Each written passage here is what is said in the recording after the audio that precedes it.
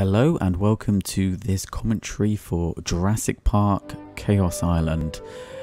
It's not the most difficult game by any stretch of the imagination. It's a little bit old. In fact, I remember when I was very young playing this on my auntie's laptop because all she had was this and Safari Park because she wasn't a gamer. But they brought back the voice acting of the original cast, so that's kind of cool.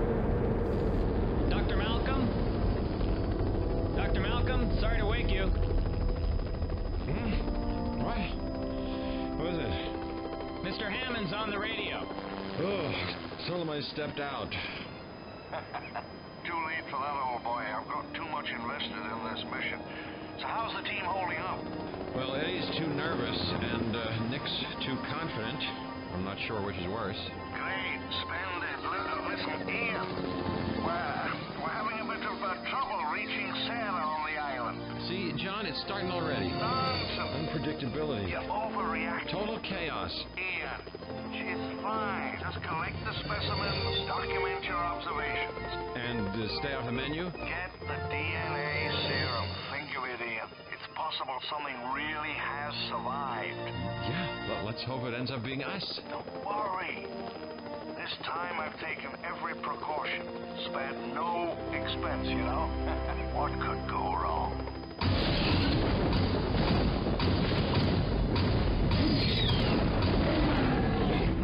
Ian, you worry too much.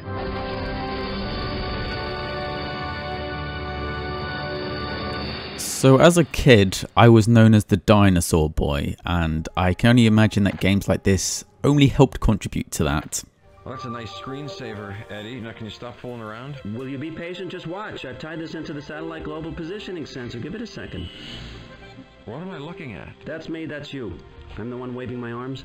With the help of this little number, we'll be able to track each other, tap into the internet, talk to Hammond, and hopefully get off this island in one piece. Hey, that's custom. I can also play back any video I've shot, Doc. I'm thrilled. Now, can we set up base camp and find Sarah? Wow. I thought you said there were no dinosaurs left around here. Life will find a way. The helicopter deposited us on the all-too-familiar landing pad near the deceptively peaceful waterfall. Deja vu. Welcome back to Jurassic Park. The pilot was in such a hurry to get off the island that he barely touched down. Not that I really blame him. First thing we should do is set up a camp for shelter and explore the area. Thanks to Eddie, we'll be able to visually keep track of each other on our PDA computers through a satellite link-up. No sign of Sarah yet. We gotta find her as soon as possible, as I'm worried about her safety. John Hammond assured me there would be no dinosaurs left here, but I noticed a very live Parasaurolophus roaming nearby. As I've always said, life will find a way. I hate being right all the time. You may now choose the explorers that will join your adventure by clicking on their photographs. So for each level you get a starting number of supplies, and the way to get the maximum amount of points at the end of each level is to try and spend as few points as possible. And admittedly, the score literally makes no difference whatsoever, but I wanted to at least attempt to do it right. So for most of the missions I'm just going to be starting with this little guy to help us because he's the cheapest. And that's mission one done. Nice and simple. Literally like 30 seconds. Hammond sent us these files. The theory is that we can control any dinosaurs that we hatch using the special DNA serum developed here. That's some theory. Very cool. Like radio-controlled cars with teeth. I'm not sure I like the sound of that.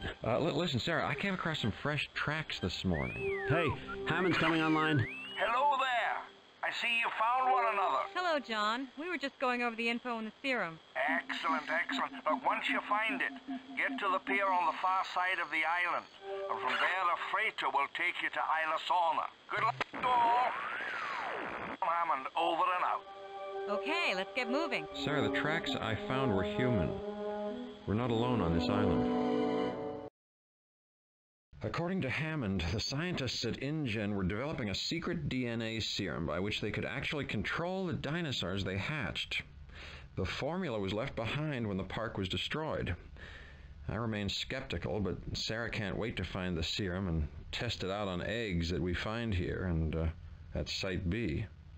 The plan is to get to the pier on the far side of the island where Hammond's freighter will take us to Isla Sorna, an island supposedly just teeming with dinosaurs. Personally, I'm less than thrilled about having another close encounter with a T-Rex.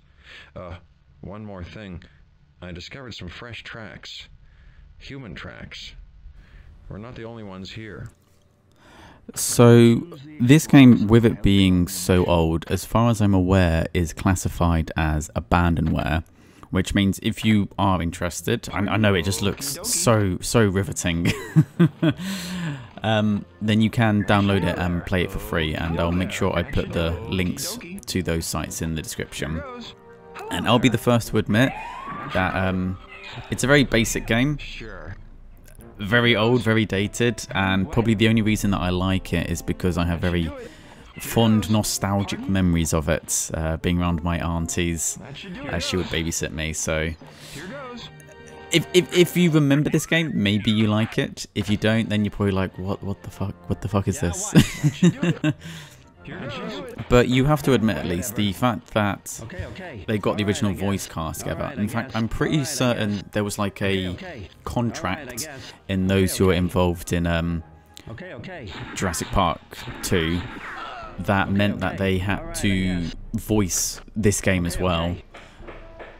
And it's a nice little touch. It's definitely one of the redeeming qualities of it. I mean, let's face it, video games based off movies don't exactly have the best reputation.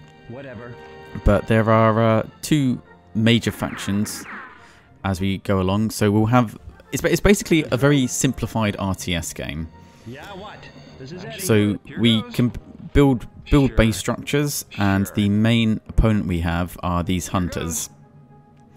And one thing that this game does, which I'm really not the biggest fan of, is that it has a kind of like pseudo RNG to it.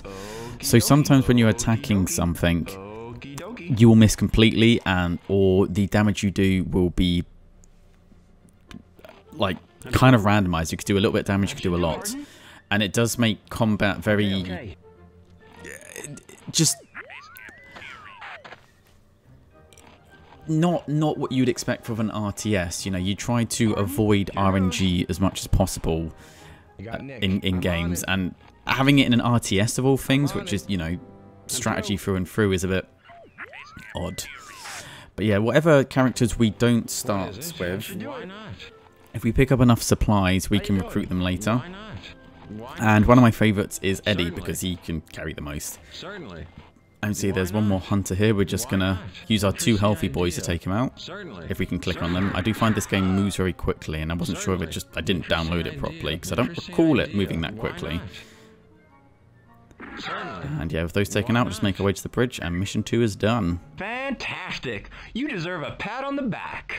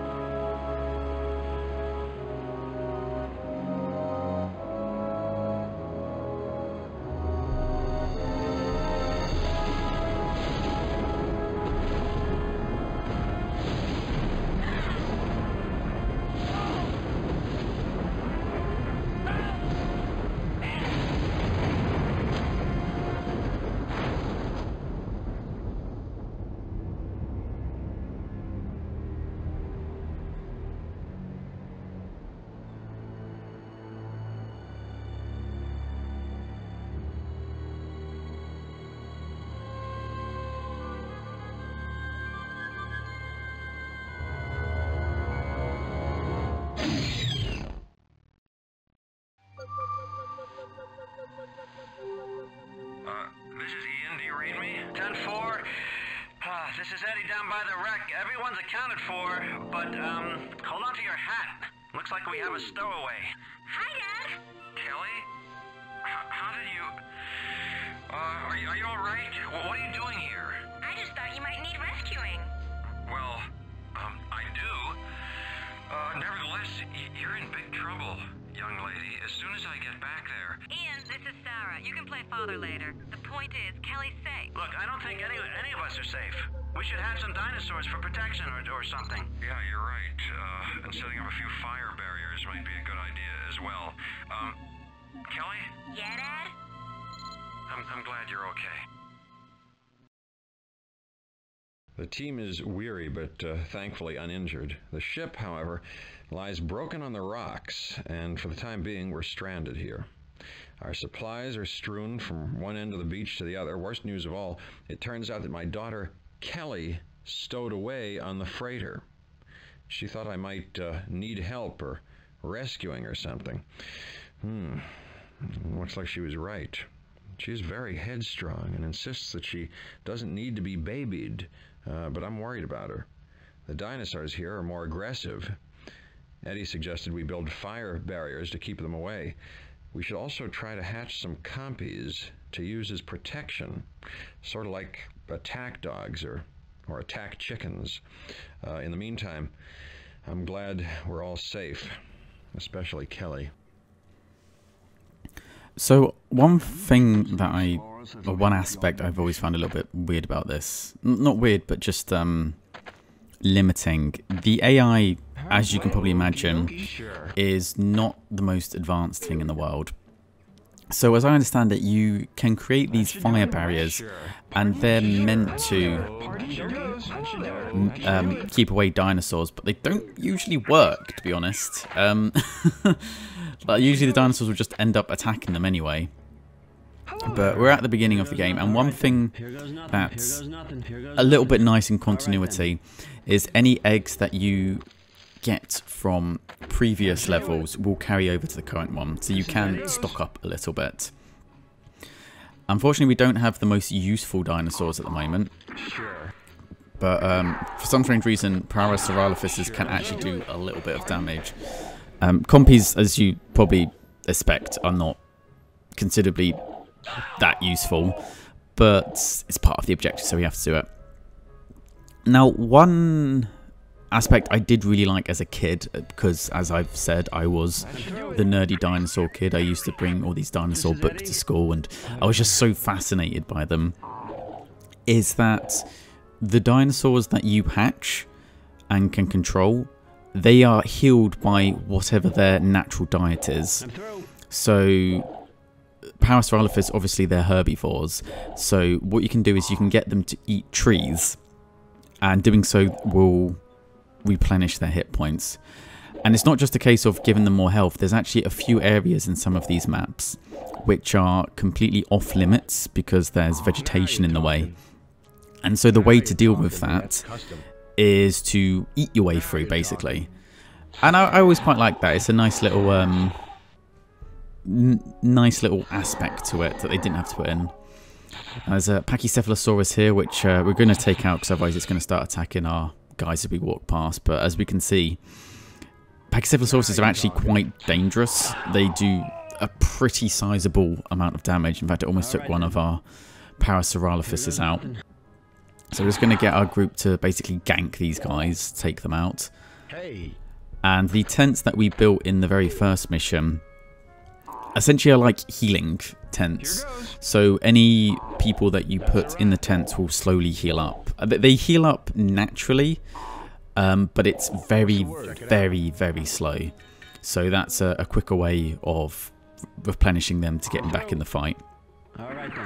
And these hunters are very annoying. We'll just keep attacking our stuff, but we can just repair that. Not an issue. So because part of this mission is that we have to build these fire traps on the east side of the map, basically on the other beach to this map. Oh, and we found some equipment there. They'll constantly keep dropping supplies in. So the equipment stuff is kind of a weird part of this game, I have to admit. As you're picking up supplies, every now and then you will come across some equipment that you can give to one of your characters, and it will buff them up in a certain way. So it might mean that they can carry a little bit more, or perhaps they can shoot from further away, or they do a little bit more damage, something like that. But it's kind of a double-edged sword. In fact, the first time I was making this walkthrough, I deliberately didn't use any of the upgrades, because what ends up happening is that it means that you now need more supplies to recruit that character, because they're seen as being stronger, which kind of defeats the purpose of upgrading them. Because, for instance, Eddie, I think, costs about 15 supplies to recruit, but once you've given them all the upgrades, I mean, they are a bit stronger, but they're not like massively stronger. And they end up costing about 45 supplies to recruit. And that's if you're at the start of the game, or if you start the mission and you then recruit them later, that's how much they're going to cost. So by upgrading your characters, you basically make it so that they're so expensive that it's not viable to actually use them. And I don't know why they made that the case. It seems very counterintuitive that by upgrading your characters, they become less viable. I guess, you know, there's a reason that video games based on movies don't have the best reputation. I guess they don't playtest them as much as they should do. I mean, I'm guessing it's so you don't just start the mission with your characters that can just, like, take everything out. But the upgrades you get don't make them strong enough to do that anyway. So I don't know why they did that. It's bad game design, if you ask me. And in regards to the score, again, the score really doesn't mean anything. It's an arbitrary number. But we're going to try and get a high arbitrary number, because that's what we do. So as well as using less supplies at the beginning of each mission, the more total eggs you have stored, there'll be a multiplier on the eggs that you have. So going forward, what we're going to try and do is make sure we collect every egg on every mission. And also try to hatch as few as possible. And what that ends up doing is creating this situation where using a lot of the lower end dinosaurs that you come across is just not viable. It's far better to use the stronger ones you're going to come across. So later on we'll come across like Triceratops, Stegosaurus, T-Rexes and stuff. And that way you end up using less eggs, but it does the points that you get aren't based on what eggs, just on the fact that you have eggs. So pretty much, unless you have to do it specifically for an objective, things like the compies we're never going to use again. We're just going to get all the eggs and then just pad them out for extra points. That should do it. And if the free fire's done and the third compy on its way, we are done with mission 3. Kudos to you, you're rocking.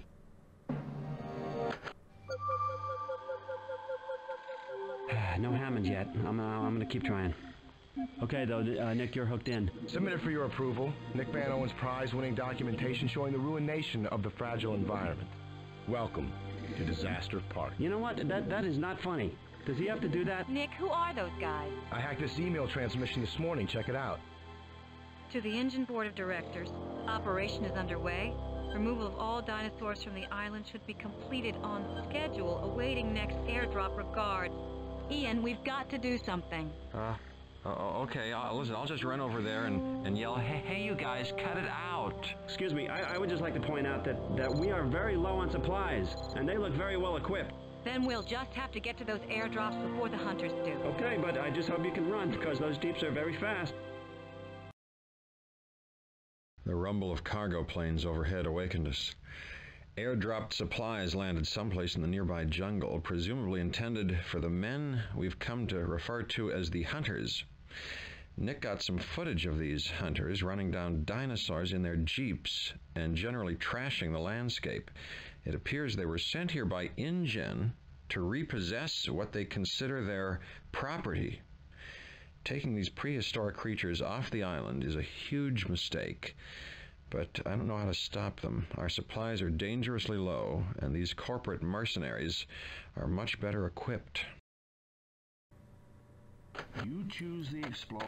So with this mission, we're going to be getting a slightly stronger dinosaur. And we have the compies that we started off last mission with, which are not fantastic, but you know, it's something. It's something.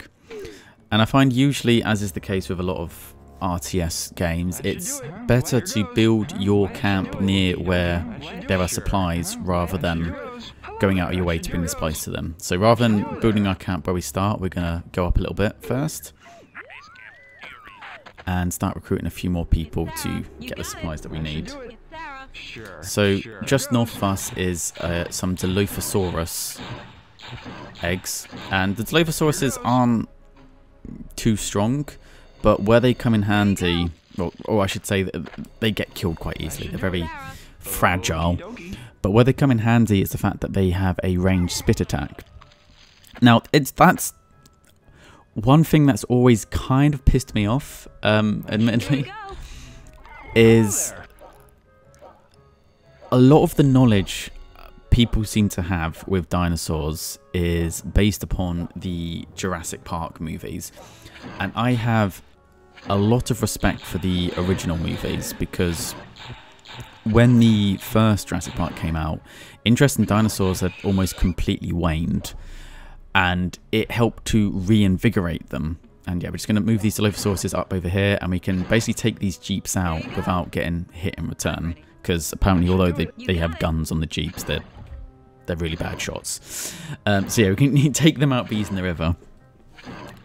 But yeah, when the first Jurassic Park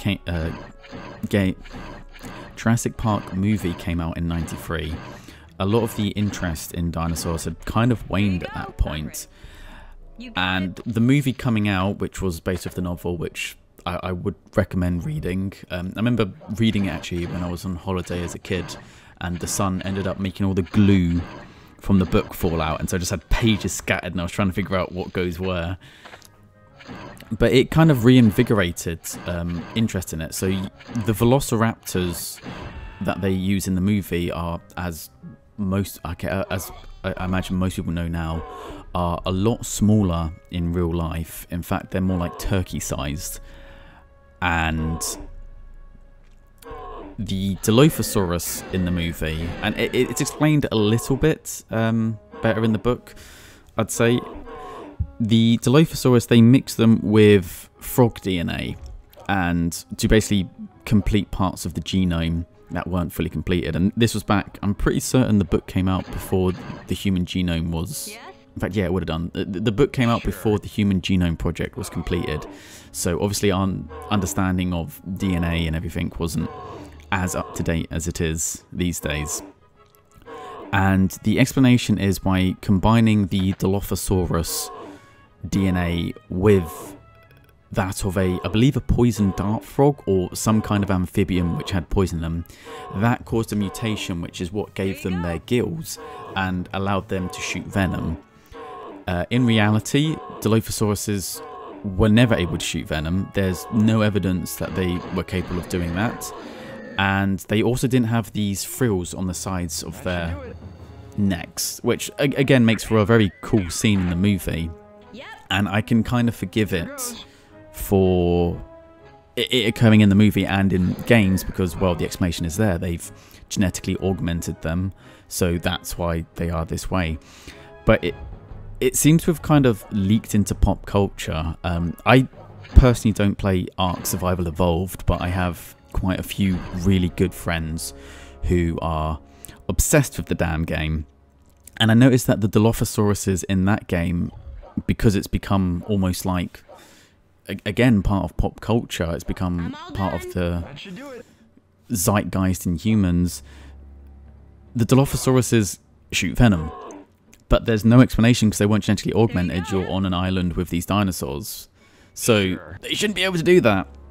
And in actual fact, the Dilophosauruses were pretty big.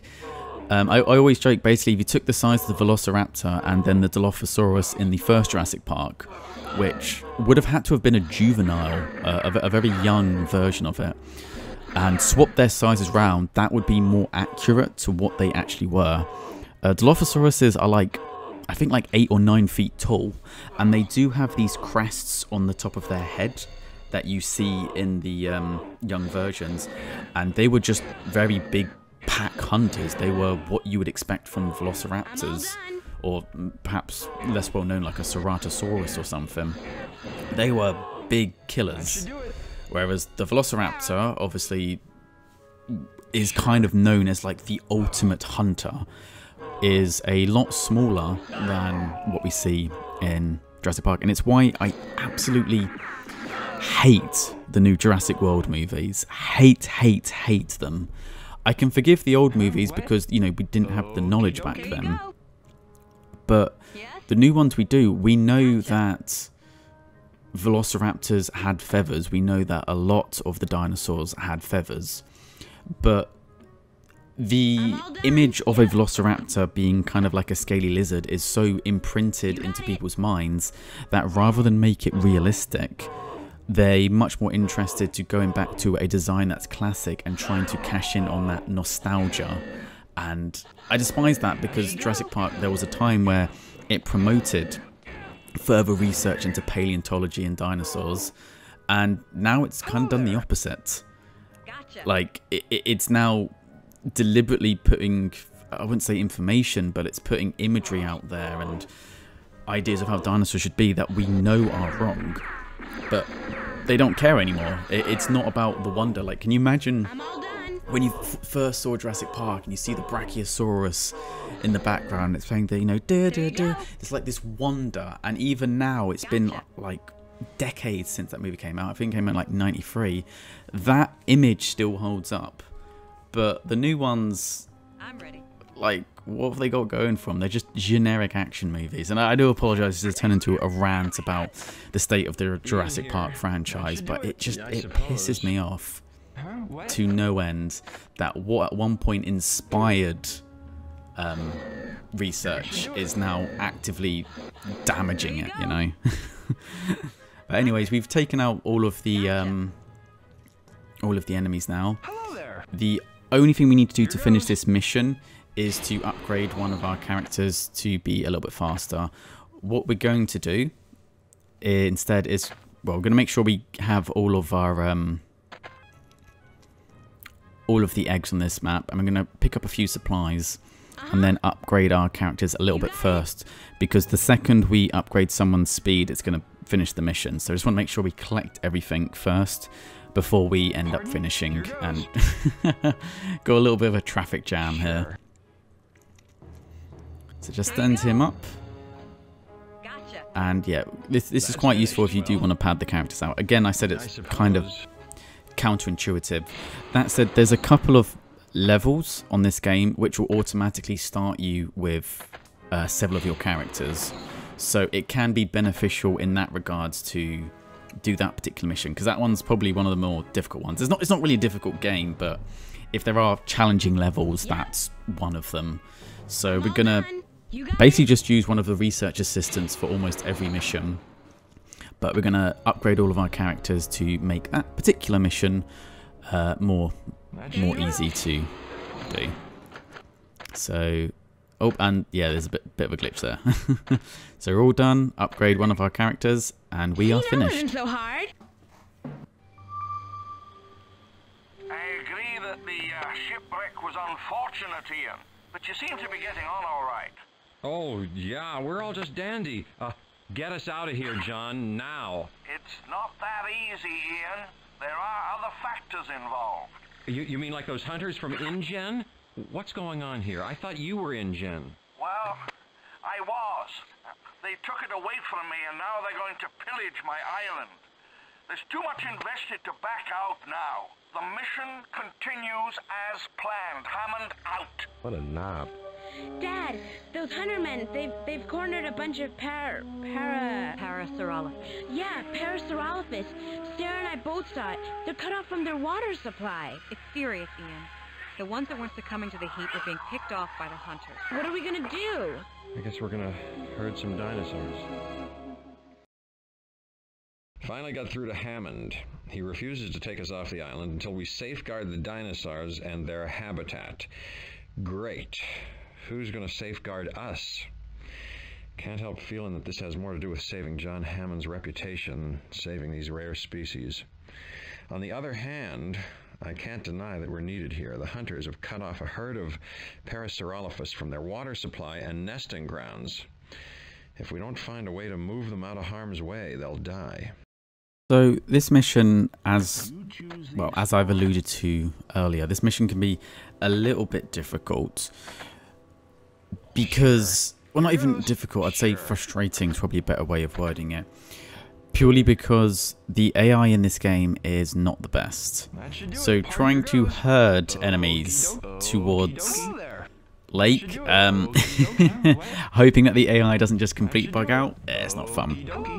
And it can be a little bit difficult because right off the bat we have some Parasaurolophus close to our supplies, which will kill our little research assistant and our Dilophosauruses. So what we're going to do is hatch some of the Parasaurolophus eggs we managed to save from the previous mission and use them to help us punch a bit of a dent through this starting area.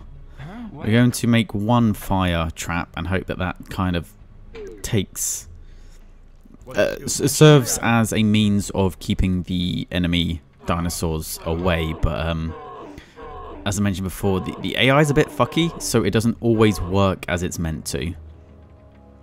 And where is he going? He's just running away from now. You've got to try and be careful. Like, the Dilophosaurus can do a little bit of extra damage, but they will go down very quickly if the Parasaurolophus get on them. So I'm just trying to break them apart a little bit from their group, and also kind of if you hit them from multiple angles at once, you can usually kind of stun lock them, which is what we're attempting to do here. So the fire trap's just about doing what it's meant to be doing. I mean, it's making them bug out, which is giving us the opportunity to take them out without too much trouble. Fucking jeeps. Like, I get, you know, hunters, you know, they want to kill dinosaurs, well, not kill dinosaurs, they want to capture the dinosaurs, but when you start shooting at humans, do you not start to, especially just like a research assistant, some geeky dude with blonde hair, do you not think, maybe this is a little bit over and above what we're meant to be doing? But yeah, the two Parasaurolophus that we've used to clear this area out, we're going to completely replenish straight away because there's a nice little bunch of eggs there. And the Parasaurolophus are quite powerful considering you get them relatively early in the game. They do a decent chunk of damage and they're relatively tonky, so they can be quite useful. And we're going to have to rely on the dinosaurs for quite a bit of this beginning section as we don't really have any supplies to speak of. So there's a big old nest of Dilophosauruses, so we're just going to kind of break them up and then try to pick them off one at a time as the AI kind of bugs out. And it's where having a few Dilophosauruses of your own can be useful when they start running all over the place, to actually pin them down with a few range attacks. Otherwise they just keep getting kind of, I wouldn't say kited because they're not fighting back, but it's very difficult for your melee dinosaurs sometimes to land the killing blow. So having a ranged one can be very, very useful. And there's a nice bunch of eggs around here that's going to help us out. Not just Dilophosaurus eggs, but also Stegosaurus eggs, which is a big step up in the strength of the dinosaurs that we have. So it's going to be nice to put them to use.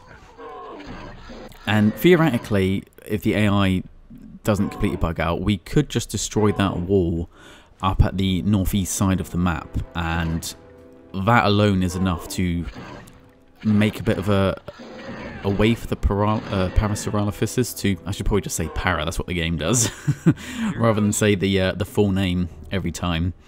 Make a way for the paras to get to the lake. But we're going to, try to take the hunters out, but more importantly, we're going to want to try and pick up all of the eggs we can on this level, just to make the later missions a little bit easier for us. And one of our Dilophosauruses have taken a little bit of damage.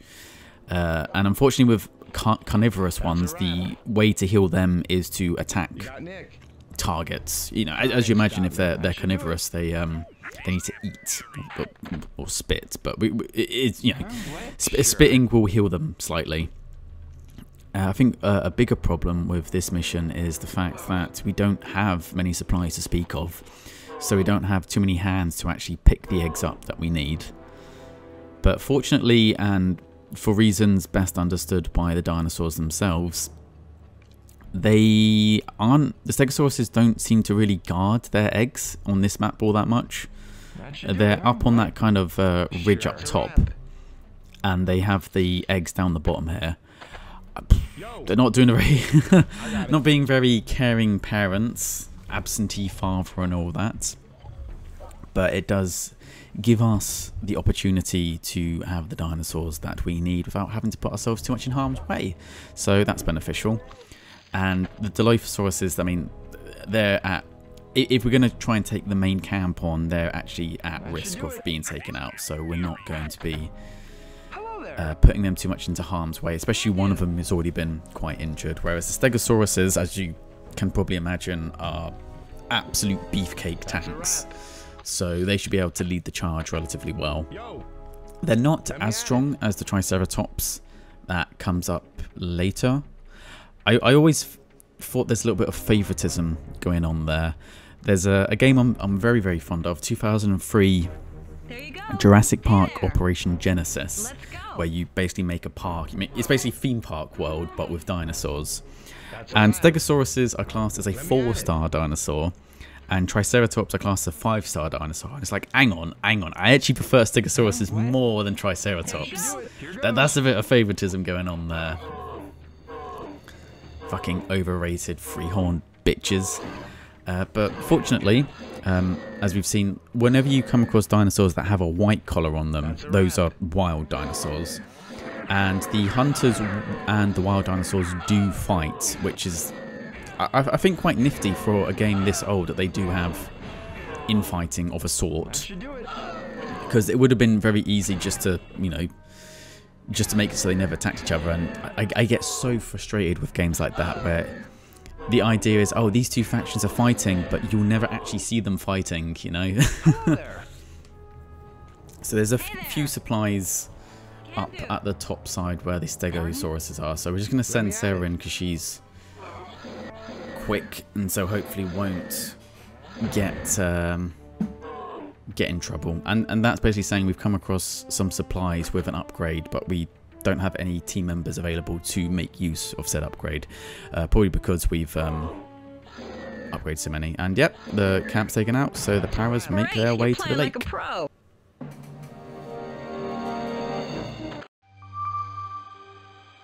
Ian, listen to this. A young T-Rex. Sounds injured. Not only that, they've corralled 4 or 5 other dinos to boot. What do they want it for? Bait. What they're really after is the big mama. Okay then.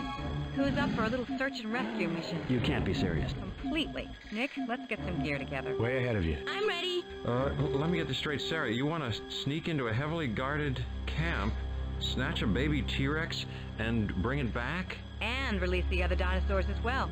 You're nuts. Whatever you say, Ian. Let's get going, everyone. Hold on. I'm coming.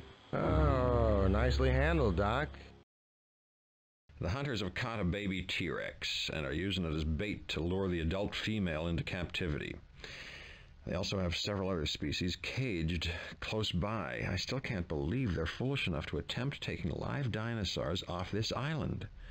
Predictably, it wasn't long before Sarah came up with the misguided idea to sneak into the hunter's camp and not only rescue the young T-Rex, but release all the other dinosaurs as well.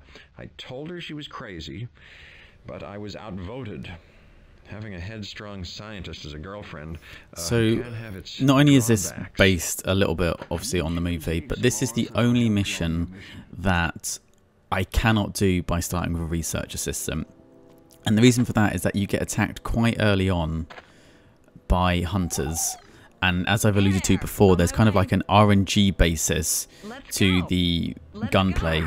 And a research assistant with his relatively low stats just cannot consistently take all 3 of these guys out. Like, it's technically possible, but you have to rely so much on RNG working that I was like, nah, I'm not doing this. It's gonna take so long to actually get a attempt where it works. And unlike speedrunners who like to spend literal months perfecting one game, I like to obviously branch out into lots of different games. I like to make walkthroughs for lots of different ones, especially games that perhaps people haven't come across before or don't know too well. So I wasn't doing that.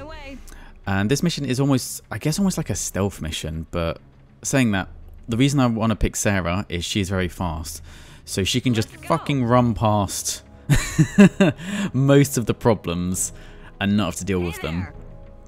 Which is, why fight when you can run? So activating that will blow up the bridge, so we actually can't use that anymore. And then activating that one will blow up a section of the wall to the left hand side so that we can get out.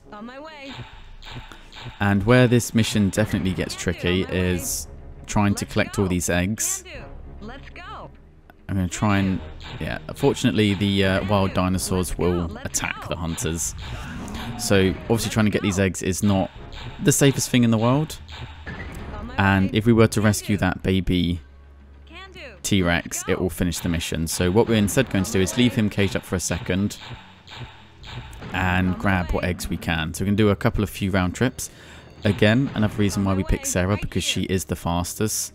So we can just leg it past most of the dangers. With the wild animals being released, they're going to cause enough trouble for us that we don't have to, or we shouldn't hopefully have to worry about too much. We do have to be quick. If we get too close to them, they will attack us. But Sarah's been practicing for a marathon, so she knows what she's doing. And there is a few hunters here, but again, the AI aren't too intelligent. So there's a sniper up there that can hit you, but only if you stay in one spot for too long. I don't know why the T-Rex and Stegosaurus are fighting. Like, go eat herbs or something. Like, why are you being so aggressive to each other? No, Stego! No! See what I mean? Overrated three-horned bastards. I think they rule the roost. But we get 2 Triceratops eggs here if we take the time to pick them up. And moving forward to the later missions, that's going to be very handy. As we've seen, Triceratops are very, very strong. Ow. Triceratops are very, very strong. So it's going to make life very easy for us. Unfortunately, when we pick up these eggs, our characters will automatically make our way back to the base camp. So we don't have to do too much clicking. There you go. Let's We just have to click them to pick up the next one. There's only 5 eggs, so it's not as bad as it can be. And again, why I didn't want the research assistant, there's no more supplies on this map apart from the one over by the sniper. There's not enough supplies really to realistically get any more characters. In fact, I'm pretty sure that supply there is like literally 1 in it, so you can't even do anything with it. So the character you start with is all you get. So I'm just going to try and stay out of range of the sniper. And if I can respawn, pick up our baby T-Rex and just fucking leg it back to base. And we are done with this espionage type mission. And thankfully the wild dinosaurs are fucking up the hunters because, you know, they totally deserve it. So fuck those guys. Oh, nicely done. I'm impressed. Oh, he's so cute. Can we keep him, Dad? Can we? Can we? T-Rex would make one severely cool watchdog, kiddo. Kelly, I think there'd be a problem with housebreaking. All right, just listen up. I was able to decipher some scattered radio transmissions. The hunters have an adult female T-Rex locked in a paddock somewhere near the nest. Okay, we've got to get this little guy back to his home. Then we can see what to do about releasing the mother. Eddie, do those high hides of yours offer any protection? Yeah? Some? Why? Nick and I found a dead Stegosaurus. Yeah, what a mess. Torn limb from limb. Hunters? Raptors. Our covert operation was a success. I must say that I'm proud of our modest little team. Here we are with only a few supplies and whatever we can steal from the hunters, and we're really giving them a run for their money. We now have a very young T-Rex on our hands. The hunters, however, were able to snag its mother, and they have it confined somewhere close to the empty nest. The only thing we need to do now is reunite the two without getting killed, as Nick would put it, no sweat. Something disturbs me, though. Nick and Sarah found a mutilated stego carcass. It seems we have a new problem. Raptors. Maybe it's time we found out how effective those high hides really are. Yeah, the high hides you get in this game are a little bit odd. And we're gonna go for Kelly this mission just because, again, like the previous one, it's well, one, I like the idea because she's obviously attached to the mini T-Rex, and also because this mission can actually be quite harsh. So we're going to go for this rather than the research assistants. So first what we're going to do is get some dinosaurs. We're going to pick up our beginning supplies, and we're going to be a little bit cautious about the start because the hunters do actually have quite a presence on this map. So we're going to put her in the high hide for now. And the high hides are a bit weird. I mean, they're meant to be kind of like shelters in a way, I guess. But they kind of serve as like a means of seeing a small distance around them. So as we can see up by having that high hide, we can see the red north of us, which is where we need to eventually end up, which is where the mother T-Rex is, and where we need to put our baby T-Rex in the end. And we're going to get some Triceratops and some Stegosauruses to start off with. We're going to need some real heavy-duty means of dealing with the problems that we have to face this level, because the hunters have upgraded. They now have kind of like an AT-like vehicle, which can do some serious damage. So we're going to need, at the very least, Stegosauruses to kind of deal with them. And the hunter base is found at the southwest section of this map. And I'm sorry, wild Triceratops, but we need your eggs, so we're going to kill you to get those. Because as we saw previously, the Triceratops are more powerful than Stegosauruses. So Stegosauruses can make decent tanks in a pinch, but if possible, we want the Triceratops. Those are the ones that we want to go for more than anything. And they are going to be our main means of attacking enemies for, I'd say, most of the remaining game, to be honest. Triceratops become your go-to for taking shit out. The Parasaurolophus, not the Parasaurolophus, sorry, the Pachycephalosauruses, or the headbutting dinosaurs, as people usually refer to them, can still be relatively useful against like smaller fights, against a few like hunters and whatnot. But they're going to struggle a little bit against some of the heavier means. And again, with them being herbivores, another benefit is they can just go and eat some grass to replenish themselves if a fight's been particularly damaging to them. And see, this is why we have to kill you. We were actually going to ignore you, but no, you have to cause trouble. So yeah, these are the new enemies that the hunters have. They're kind of like, I'm not even sure what you describe them as, kind of cage truck-like, semi-trucks or something. And they have like this part that goes down over them. I think they were in a couple of the movies, and the idea is that they're kind of like cages to go around a dinosaur and like pin them in place. And they can do quite a serious amount of damage. I do love how the vehicles just explode into pixels. I guess they couldn't really do consistent bodies back in these days. I mean, this is what, like 97, to be fair. So there was a little bit of a limitation to what we had going on. But with our quadra of dinosaurs, we're just going to absolutely wreak havoc with them and just take them out. And you can see these buildings here are what end up producing the vehicles. And it's weird, you can kind of see they've got a bit of an animation to them, and you can see like what vehicle they're producing and how far along they are. So it takes a bit of time before they pump them out. So obviously we want to get rid of these to make sure we don't have to deal with any more of them. And I always find it quite interesting as well. The hunters' bases will always have tents, but the AI I don't know if they even have the capacity to use them. I have never seen a hunter use any of these tents, and I don't think the AI is smart enough, and I literally don't think they have the means of making use of them. I think the hunter tents are literally just there as a little bit of flavour. And one thing that they differ from you in that they can't construct more buildings. Once you destroy the building, it's gone for good. They won't be able to replenish or rebuild it. So we have that as an advantage to us.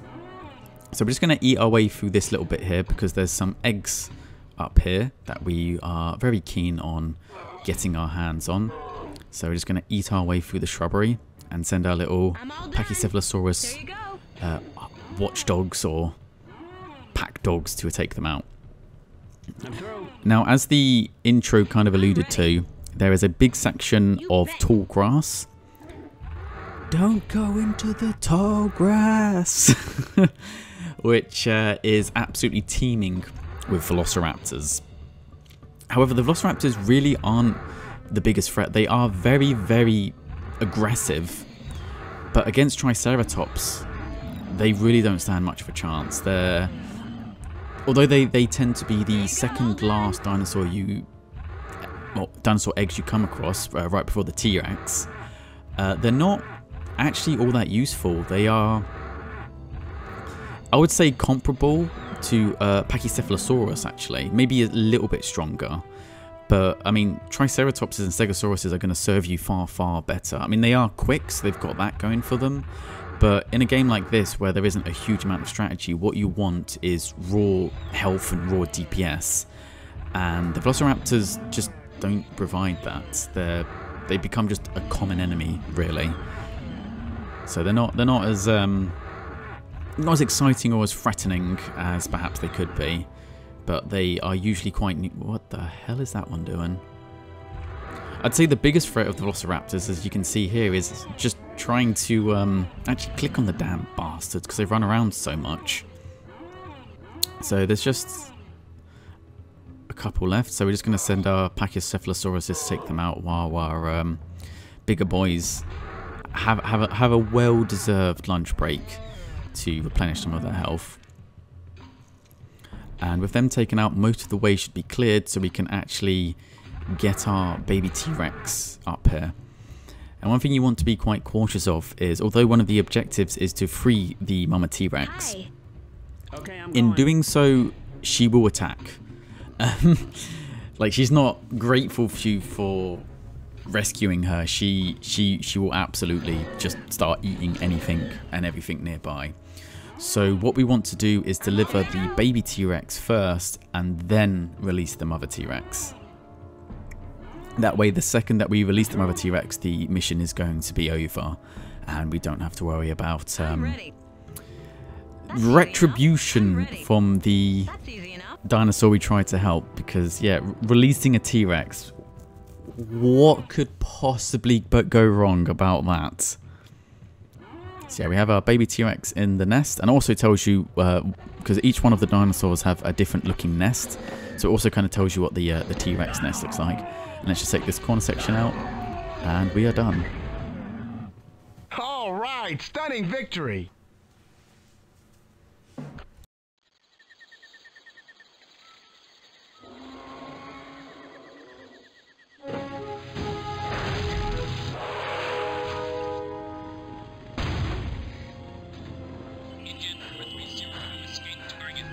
No, I don't see him.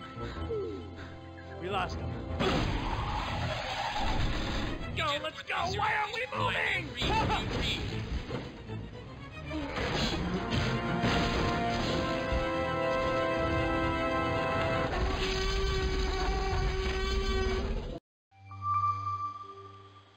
So, Hammond, how about a bonus? That may well be in order, Mr. Van. Whoa! Is everybody all right? Kelly? I'm okay. Eddie, what the heck was that? Our transmitter. That, my friends, was our last conversation with Mr. Hammond. We're on our own now. I guess the hunters are playing for keeps. This is exactly what I was afraid of. Gambler's ruin? Oh, I know what that is. That's where everything goes in streaks. Good and bad, win and lose. Exactly. Good girl. Chances are the bad luck is just beginning. We gotta find a way off this island. But with no way to contact Hammond. What about the original engine communications facility? It's halfway across the island. Well, according to the blueprints, a service tunnel cuts through the mountain near here. That might save us some time, but those guys have a lot of firepower. We don't even up the odds, we're not going anywhere. The hunters blew up our transmitter last night. Luckily, nobody was hurt, but now there's no way for us to contact Hammond. I'm afraid our short-lived winning streak has come to a rather abrupt ending, and it's likely that things will continue to go south in a big hurry. Our only hope of sending an SOS is to radio Hammond from the old InGen facility. The original construction blueprints indicate a shortcut through the mountains to the north. If we can only make it there alive.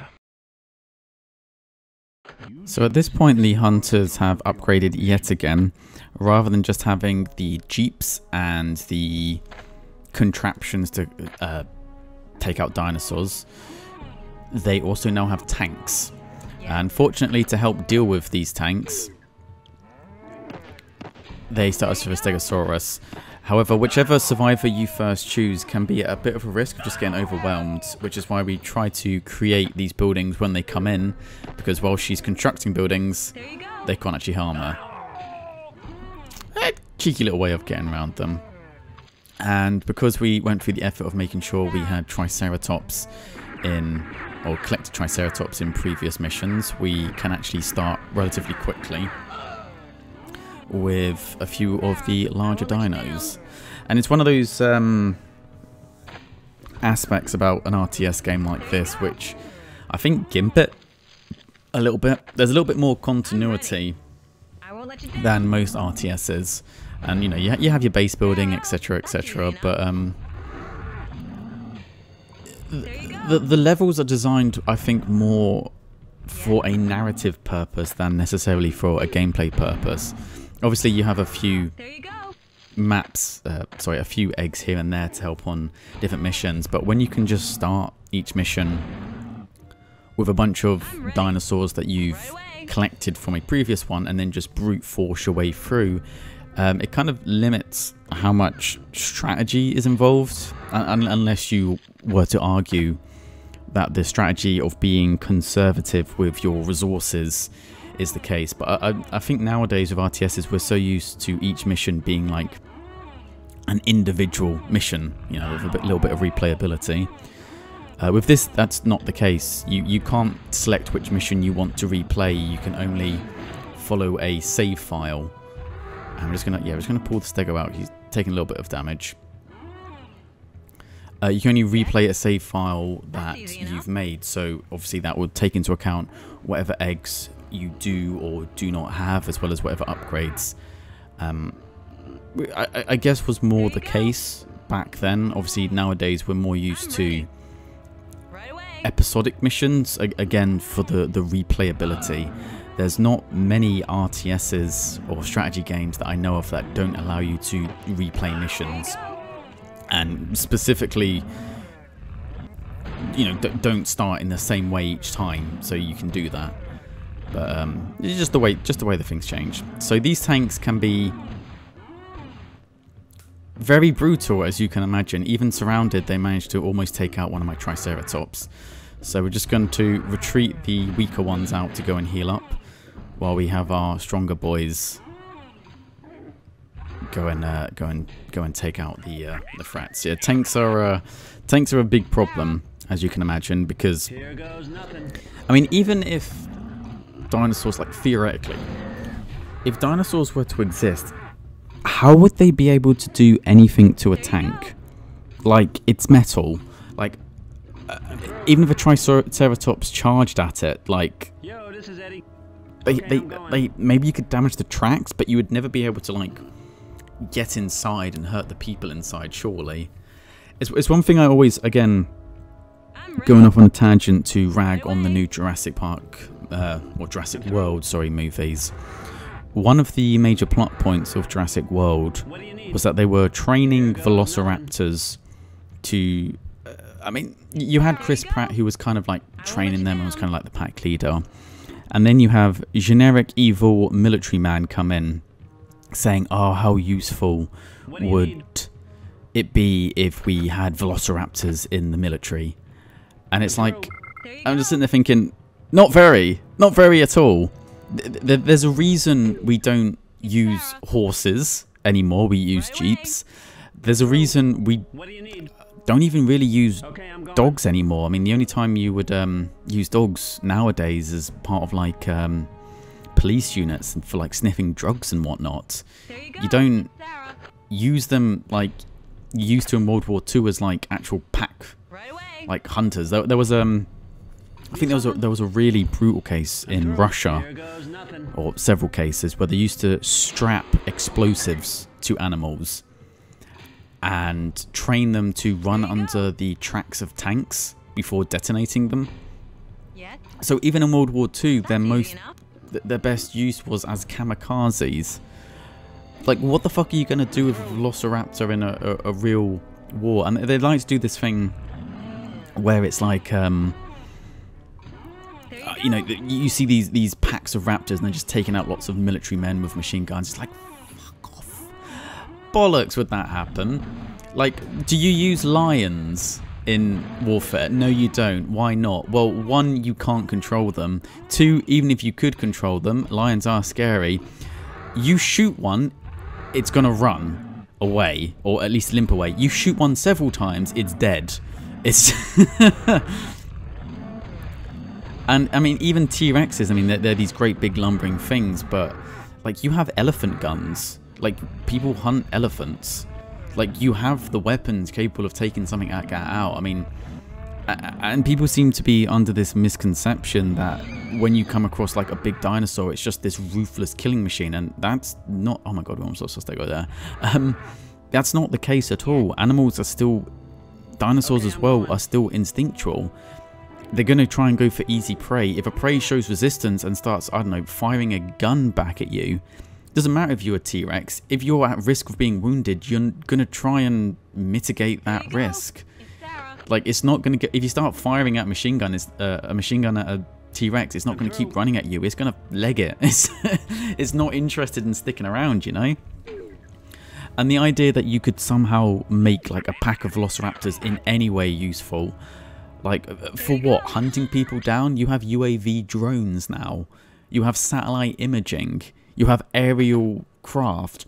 The amount of money you would spend on rearing and raising a velociraptor and then trying in some way to make it useful. Like, motherfucker, just buy better equipment. It's probably cheaper and has a much lower turnaround with investment to time. It makes no sense. Even in the second Jurassic World movie, they've made this like hybrid artificial mutant dinosaur.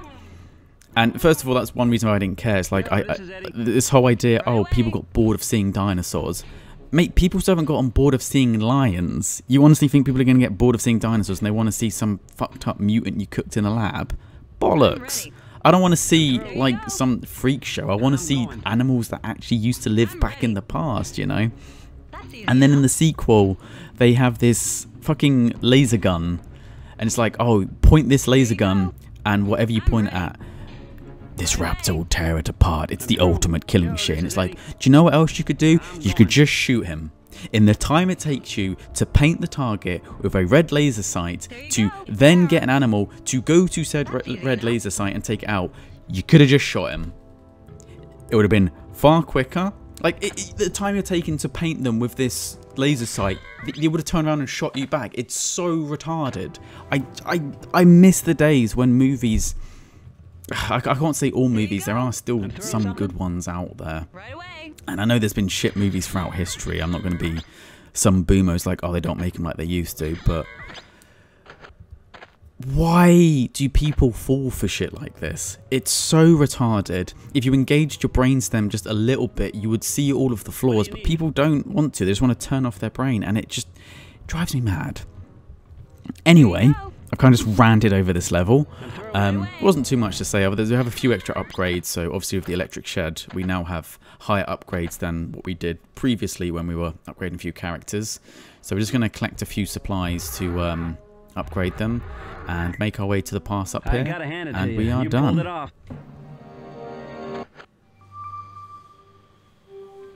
What's your status? Over? I'm up on the ridge. The hunters have captured a number of our dinosaurs, and they've got tanks patrolling the enclosures. Over. This is Nick. I suggest we do a little creepy crawly and divest the scoundrels of their ill-gotten gain. Over.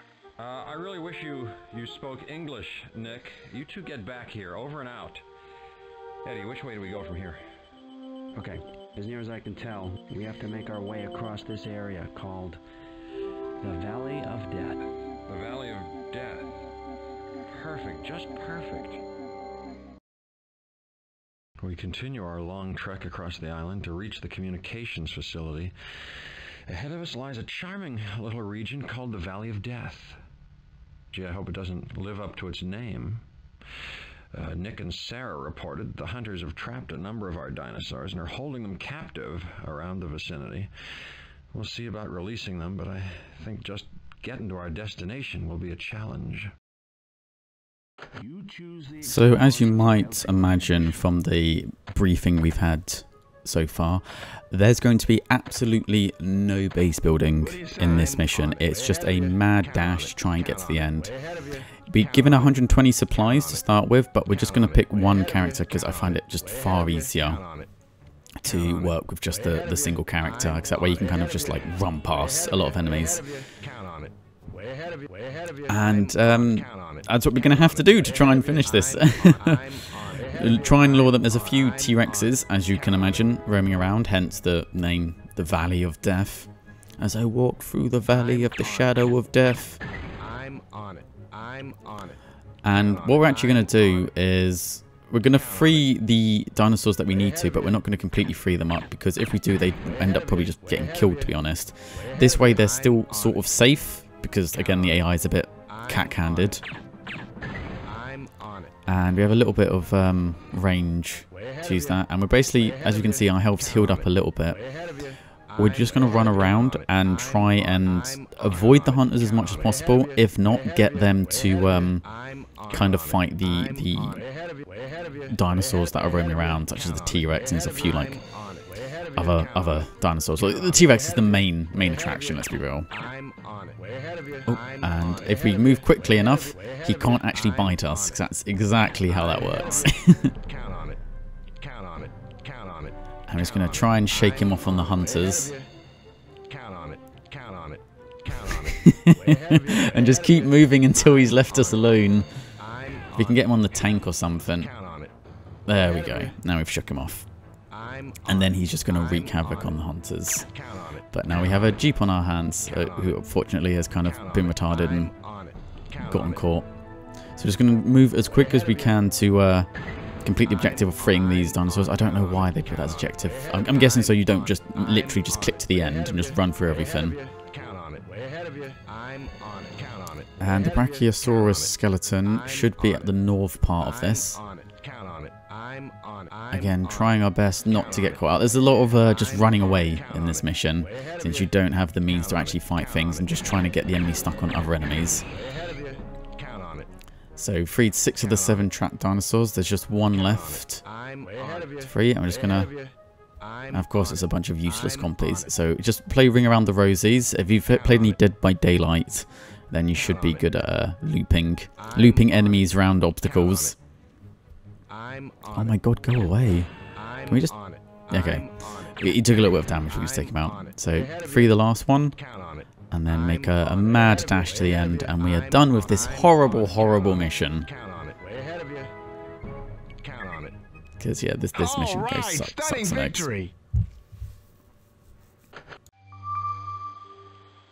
Hey, before we can radio for help, Eddie's going to have to hotwire the old InGen power plant. By the way, where is Eddie? He's on recon with Nick.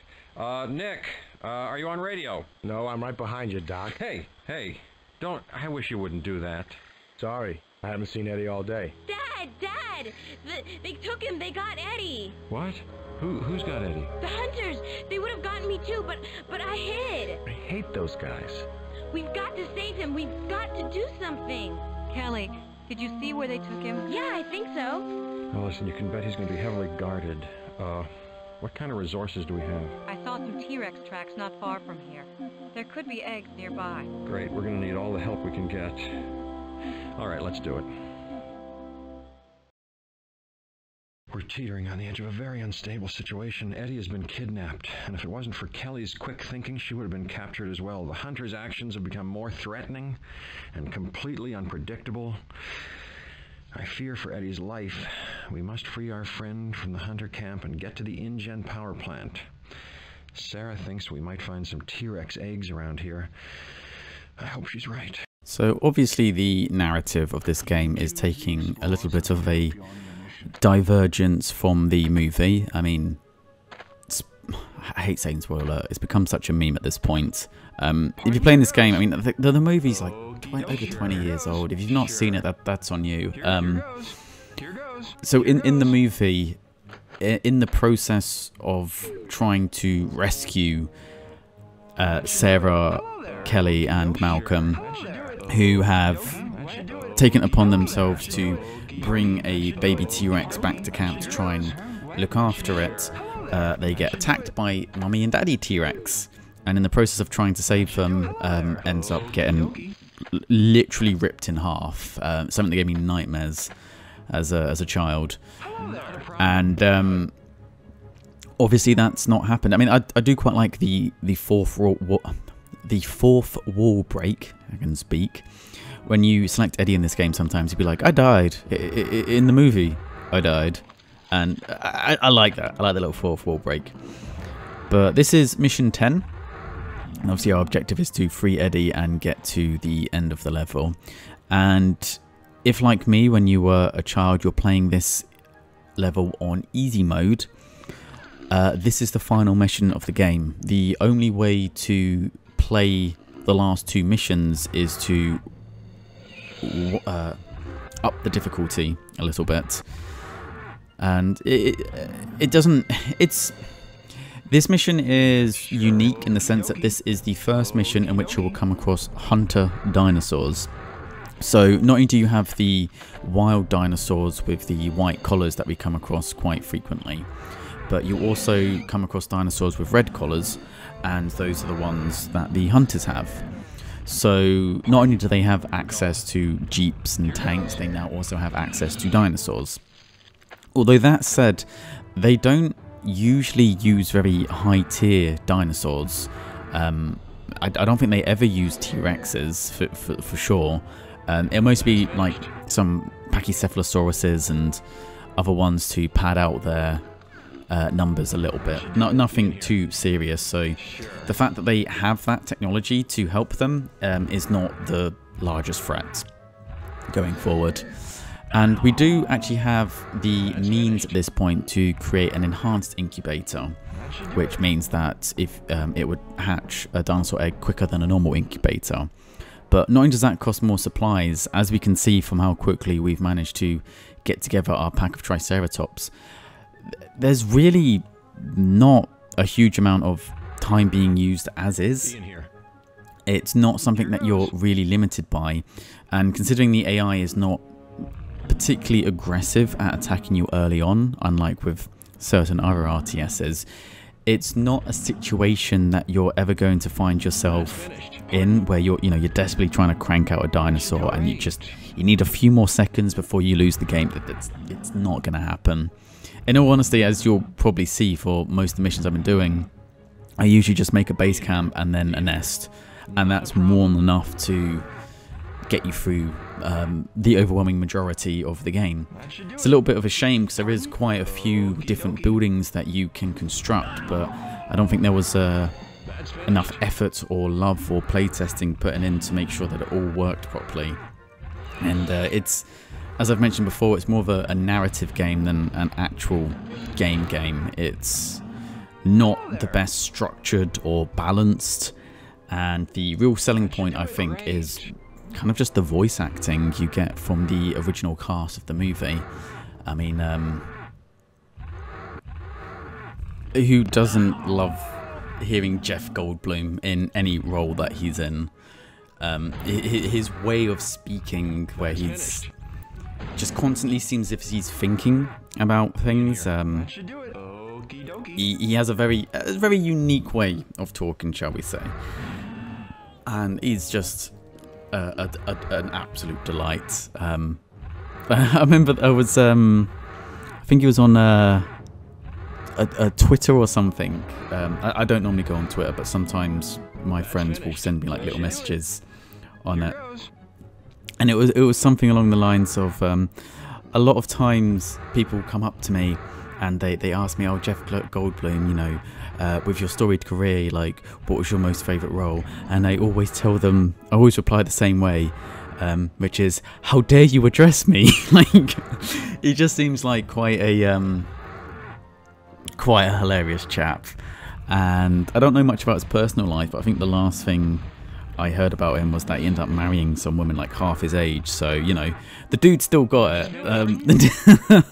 The dude has absolutely still got it. And the picture I saw, his wife looks absolutely beautiful. So, you know, good for him. Good for him. He's staying young. And yeah, I just find him very interesting. I think he's done a documentary recently where he goes around America and he like talks about just stuff. I think one of them was him talking about like this Amish community that goes out, and obviously they have to work on like electronics and stuff, but then they come back to their own Amish community and they don't use it, and a little bit of the, I guess, resentment the people, especially the young men and young women, start to feel being in that environment. But I know he's just an interesting person to listen to. He's a little bit like David Attenborough in that regard, or Morgan Freeman. Like, it doesn't matter what they're talking about, they have such unique and distinctive and intelligent voices that just hearing them speak, you could just switch off. Like, why doesn't Morgan Freeman do a podcast? Like, that would be, or does he? And I'm just unaware of it. That would be amazing. Just hearing that voice. He's got to have done audiobooks at some point, right? Surely Jeff Goldblum must have done audiobooks. Like, if you have a voice like that, use it, put it to effect. You know, it's. I mean, I'm kind of fortunate in having, I've been told, quite a posh English accent. I don't think I'm particularly posh. I just think I usually enunciate my words correctly. Like, I'm not from any kind of rich or posh background. Trust me, my mum worked in a factory all her life. But like a lot of people I've met, I've met some like American friends, and they constantly take the piss out of my accent, and I can't even blame them because I took the piss out of theirs. There was a one girl I was acquainted with, a scientist who I want to say she was from like Louisiana or someplace. I've probably got it completely wrong. My geography on America is not the strongest, and her accent just made her sound very simple. There's no nice way of saying it. Like, she sounded a bit stupid, but she was one of the most intelligent people I have ever come across. So I have the benefit of being a complete idiot, but sounding intelligent. So I've got that. I've got that going for me, which I'd probably prefer the other way around. But we work with what we have, you know. But yeah, if you have an accent like Jeff Goldblum or the Morgan Freeman, just use it. Use it all the time. If Macaulay Culkin can do a podcast, like, come on, get Morgan Freeman going on. Was it Louisiana? It might have been Minnesota. Or maybe I'm just thinking of, was it Michigan? Or was I'm just thinking of Minnesota because of Red Letter Media? I have no idea. I'm really bad with American geography, as you can no doubt tell. All I know is that New York is in the top east part, and California is on the west coast, and California's the biggest state. That's about all of my American knowledge. Like, that's pretty much it. And from what I've heard, that's more than some Americans, so I'll take it. Like, yeah, we've cleared out most of the camp. Again, it's nothing too difficult. With the Triceratops, this pack that we have here, we can make short work of most enemies. It's kind of just busy work towards the final point. You have to build a science lab to be able to finish this level, and it's an area of the construction of this game that I do have a bit of a problem with, because there's all of these buildings, but it seemed almost as if during playtesting and whatnot, they were aware that there was no reason to actually construct half of these, and it's why on several of the missions there are objectives specifically to constructing higher tier buildings, just so you actually go through the effort of using them. Otherwise you wouldn't. You'd build a base camp and you'd build a a nest hatchery, and that would be it, like in almost all cases. So I would have liked to have seen a little bit more then, but again, it's a game based on a movie. There's the fact that it functions and doesn't just break down half the time is an achievement in that regard. So give it a little bit of a pass. In fact, I'm trying to think of good games based off movies. The only one that comes to mind is The Godfather. I think that came out, I want to say around 2006, 2007. And it was kind of like a GTA game. And it was actually pretty darn good. A few little flaws, especially with some of the movements I found were a bit stiff. But again, it's a little bit older. I mean, other than that, you have some games that are kind of loosely based on games. So, for instance, Jurassic Park Operation Genesis, obviously that's based on the Jurassic Park franchise, but it's not based on a movie specifically. And the game itself is just about creating a theme park. And I really, really, really like that game, but I wouldn't say that's a movie tie-in game. That's just a game generally based on the franchise, so I don't think that quite counts. Whereas obviously, if it's called The Godfather and you have a game called Godfather, it's based on the game. Sorry, based on the movie. And I think that one succeeded because there was a lot more expansion than just what was in the movie. Obviously, you do missions like how the movie would play out, but there was this whole kind of mafia game where you'd have 5 different families, and it was quite fleshed out. There was a lot of effort into, you know, putting a lot more into it than just the bare bones story game. The only other one I could conceivably think of is the King Kong game. And I don't even say that as in it was a particularly masterful game, but it's one that I've always kind of remembered, and I do have fond memories from. It wasn't perfect by any stretch of the imagination, but there was something about the presentation they did where you had no HUD. It was that period of gaming where they were trying to make things very, very realistic. So you wouldn't have your HUD, you would have to actually pull the magazine out of your weapon to check how much ammunition you'd have. And I don't know, there was something very, again, cinematic about it, and considering it was based off a movie, I thought that was probably the right approach to go. If you know any other games that are based off of movies, then, you know, let me know. The only other one I kind of know of, which I've never played, is Escape from Butcher Bay, the Chronicles of Riddick game. But again, that's more based on the Chronicles of Riddick, which technically speaking is like 2 movies. You had Pitch Black first, as opposed to 1 game, so I'm kind of being very arbitrary of the rules, I know. So we're just going to take this T-Rex out just to make sure he doesn't try to eat our boy Eddie for a snack as we lure him to the final area. And just, well, really just take out all of the major threats so our boy Eddie doesn't meet the same fate as he did in the movie. And obviously pick up all the eggs. You know, we're going for a completionist status. We want to make sure we collect every egg that we can throughout the game. And there is as well as that one, there is another T-Rex. So, and as you can see, if they get a bite off, they hurt. As you would imagine, it's a T-Rex. Like, you expect it to do a lot of damage. It's a really fast T-Rex, Jesus Christ. And it's pretty much just, as I've had 5 Triceratops to begin with, whichever Triceratops takes the most damage, just send him to go eat something whilst you send the healthy boys in to continue doing their job. So we have quite a lot of supplies now. We're just going to build the necessary buildings to finish this mission. So we have to start with a tool shed, and from the tool shed we have to upgrade our base camp, and from the base camp then we have to build an electronic shed, and then from the electronic shed we can build the science lab. So yeah, over 100 supplies being used. We don't really put to good use. We're literally just building it to complete the mission.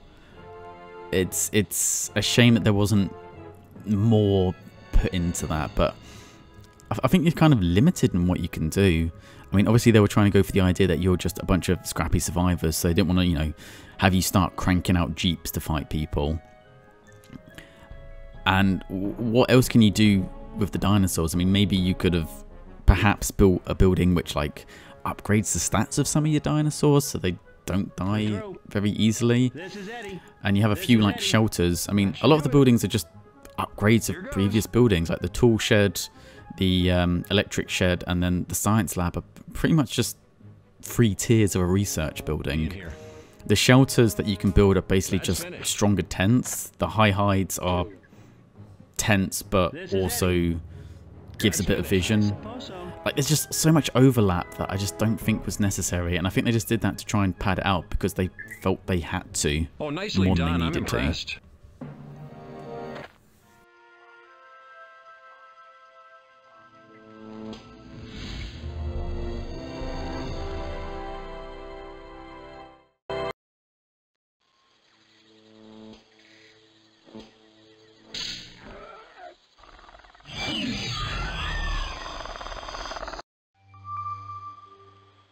Ian, did you notice something abnormal about those dinosaurs near the hunter camp?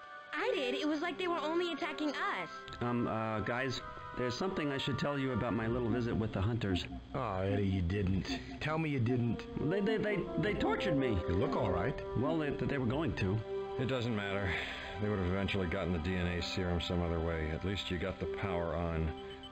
You did get the power on, didn't you? Yes. We still have to get to the engine facility and radio for help. You ready for more good news? According to this GPS infrared map, the old engine site is crawling with raptors. I'm glad to say that the power is on, and Eddie is back with us, safe and sound. Unfortunately, the hunters were able to get the DNA serum from him. With the ability to control their own dinosaurs, our opponents may be unstoppable. Nevertheless, we must push on to the InGen Communications building. At the edge of chaos, the unexpected happens. I fear that we're no longer at the edge, but have plunged over it. You choose the explorers So, as a child, as you've kind of already heard from the beginning, and I have to admit, I've kind of given up on doing the easy, only getting the research assistant at the start, because you just don't get many points for it. I was trying to, but then I just found a lot of these later missions were just a little bit tricky, so I was like, fuck it. Not so much necessarily tricky, but just because there would be so much back and forth going, because you'd have a research assistant trying to bring in so many eggs and whatnot, and I just like, oh, it's just going to make it longer than it needs to be. So as a child, when I finally had the bravery to go from easy to normal, like I was like 5 at the time. The fact that I was able to beat a game at all, I think, was quite impressive. And I always refer to Mission 11 as Raptor Mission, as our friends have already mentioned. The final resting area is absolutely crawling with raptors. However, they shouldn't be too much of a challenge because we've picked up 4 T-Rex eggs from our previous mission, which means we can put them to good use. And that's one thing I found quite frustrating with easy mode. You don't really get an opportunity to use the T-Rex. You pick up the T-Rex eggs on Mission 10, but by the time you get to them, pretty much everything's cleared out. So you kind of need to play the on hard difficulty just to put them to use. And I'm just going to make a little pack of them, which should be able to deal with pretty much anything we come across. They're not invincible. If they get surrounded by tanks, they are going to go down. So you still have to be a little bit cautious with them. And if one does take a little bit of damage, what you can do is pull them out and try to get them to like attack like Parasaurolophuses or any other like wild dinosaurs nearby to heal up. But as you can see from the map, this mission is a little bit bigger than previous ones. And what we're going to do is just make a beeline to the main enemy area. Take out their means of producing tanks and their means of producing dinosaurs. Unlike the previous one where they're using Parasaurolophuses, on this one they will use Stegosauruses, which are a significant up in the danger that they pose to us. So we want to take them out quickly. They're not as dangerous as the tanks are, and fortunately, as we can see, the AI is anything but stellar. So if they all just grouped up and attacked us at once, we would actually be in trouble. Thankfully, they never do that.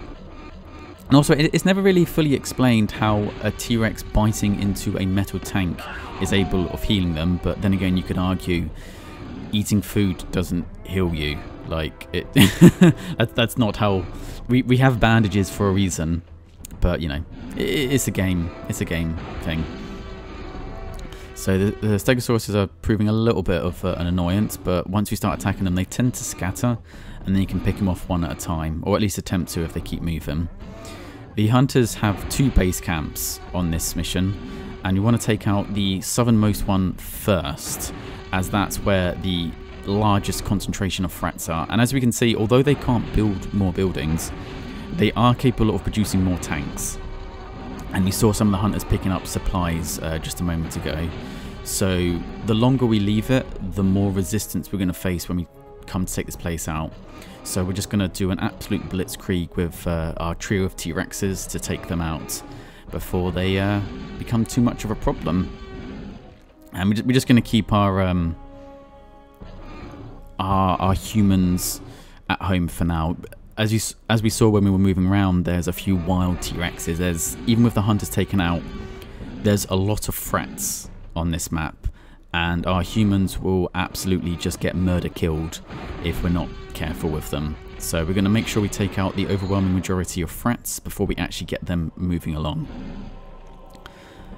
And as impractical as it is, and they definitely would not be as effective as we're seeing in this game, how cool would it be to have a T-Rex that you can control? You can ride it to school, ride it to work.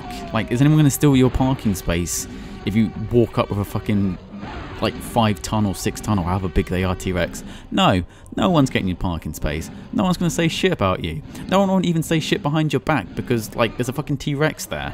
Like, that's the... my childhood fantasies of riding dinosaurs into battle. It's a shame that they had to, you know, die out because of meteors and climate change and ice ages and whatnot. It's kind of disappointing when you think about it, that the age of dinosaurs ended because as the meteor came in, it changed the environment of the Earth, and it was too cold for them to survive, because dinosaurs were not cold-blooded or ectotherms. At least that's what the most recent research suggests. They were kind of somewhere in between. So unlike with a lot of lizards where they have to rely on being out in the sun to heat them up, there is some evidence that they were able to regulate their body at least a little bit. Obviously not to the same extent that mammals can, but still with the meteor coming and all the dust particles, it kind of spread into the atmosphere and changing the environment. The dinosaurs just weren't able to survive. And imagine that you have a planet where the apex predators are like 18, 19 foot tall monstrosities. You have like brachiosaurs and other dinosaurs that are like 25 meters across, you know, weighing multiple tons. Those are the top dogs, the apex predators of the planet. And they all die, and tiny rodents and monkeys inherit the earth. What was the expression? And the meek shall inherit the earth. Like, what was the biggest animal we have now? I mean, it's only really the blue whale in the sea. The biggest land animals we have are like elephants. And as big as elephants are, they're nothing compared to brachiosaurs. Like, how... It just seems like we've been downsized from that meteor. But that is the whole idea of survival of the fittest. And that doesn't mean, like, you have the creature that seems to be, you know, the most active or whatnot. I know some people have argued that it should actually be referred to as survival of the most adaptive, which makes more sense. So whichever creature is best suited to the current environment is going to benefit the most. And mammals were able to regulate their body temperature and deal with the changing environment more. So, you know, for instance, if you have a mammal that's able to regulate their internal body temperature more, you have fur, you can kind of deal with it being a bit cold and a bit hot. So you can, and especially when you have the cycles from summer to winter. Anyone who's lived in a crap country like Britain, for instance, or Canada, you'll know that when summer comes around, for about a month it is scorching hot, and then when winter comes around and you have to go to work at 7 o'clock and it's still dark outside and it's so cold that you can't feel feelings anymore and you can't think straight, being able to adapt to that is beneficial. Need something? If you were to have a lizard, again, as I've mentioned, they didn't quite work as modern day lizards do. That's why, you know, there's the idea that their closest living relatives are actually birds. But if you have a lizard, for instance, out in winter, ain't going to survive very long. A crocodile might be the absolute perfect killer in a more tropical climate, or in like the riverbed in the savannah or whatever. They ain't going to survive in England, and that's how they ended up dying, as I'm sure most of you know, but for those of you who don't, for the very basic, very basic evolutionary biology lesson. Anyway, we've cleared most of this map out now, just getting the last of the supplies.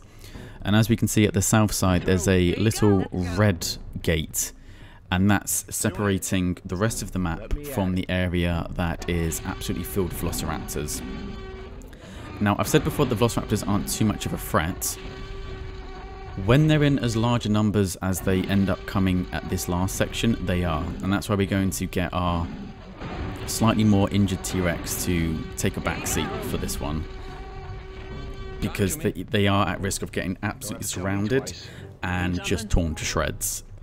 So we're going to use Mummy and Daddy T-Rex here to try and carve away. And there's a lot of raptor eggs we can make use of when we go here. But again, we're going to try and not get lured too far in, because if we do, we're at risk of just getting surrounded. So we're going to do a little bit of kiting, go forward, try to get some of their attention, pull back, you know, just very slowly make our way through. And I believe this section is based again on a section in the movie just after they've gone through the tall grass, and there's like a bit of a showdown where a bunch of raptors try attacking them, and they're trying to defend themselves. And there's a really bizarre part where she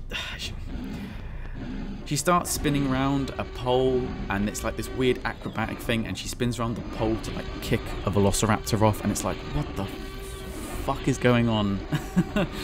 I generally like Jurassic Park 2, but there are a few what the fuck moments in it. It's just like, what were they thinking? What were they thinking, man? But yeah, as you can see, oh, just look at all those raptor eggs. Yummy, yummy, yummy. We've only got one T-Rex left, but he should be just enough to finish off the last of them, especially because as we're attacking, we're going to be getting healed in the at the same time. You just have to be a little bit careful when you do send your humans in, because if you put them too much towards that building on the far left, then it will end up finishing the mission. So we're just going to take this raptor out and just get to work getting the eggs purely for the sake of completion, really. There's no other reason for it.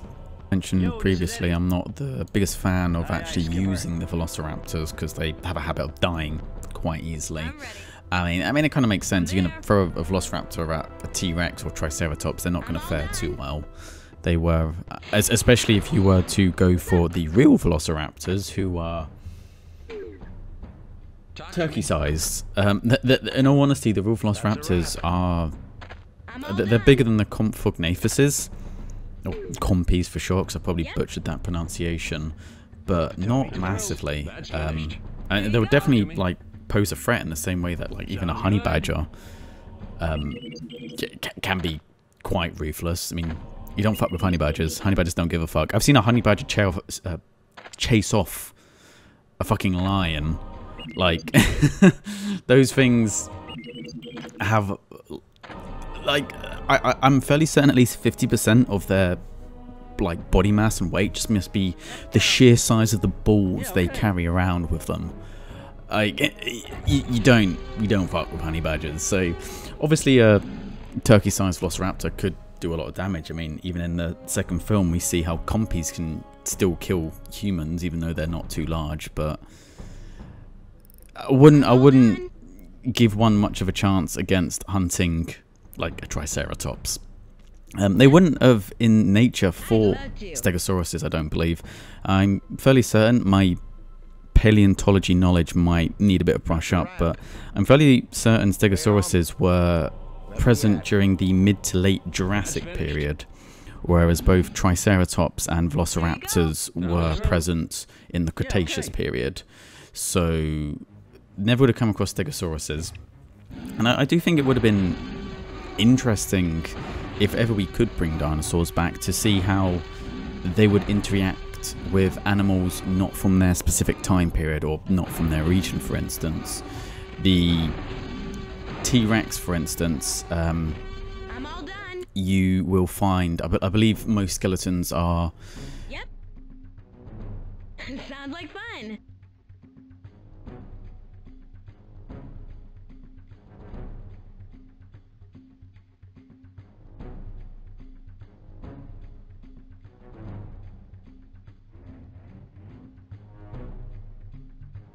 There you go. I'm through. That's a wrap. It's Sarah. That's finished. Sounds good.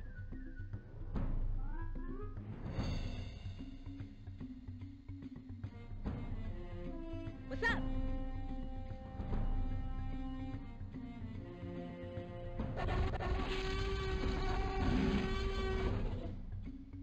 I'm all done. There you go.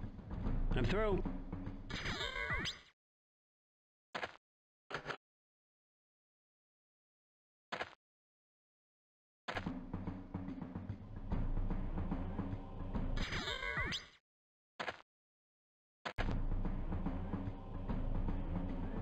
That's finished.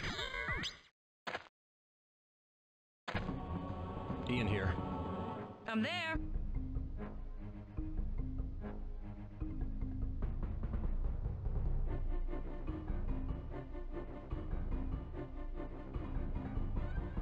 Talk to me. I'd love to.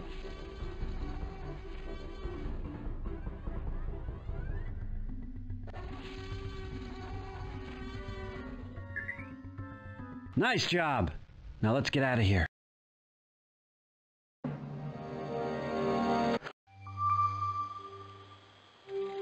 It looks like an awful long way from here to the coast.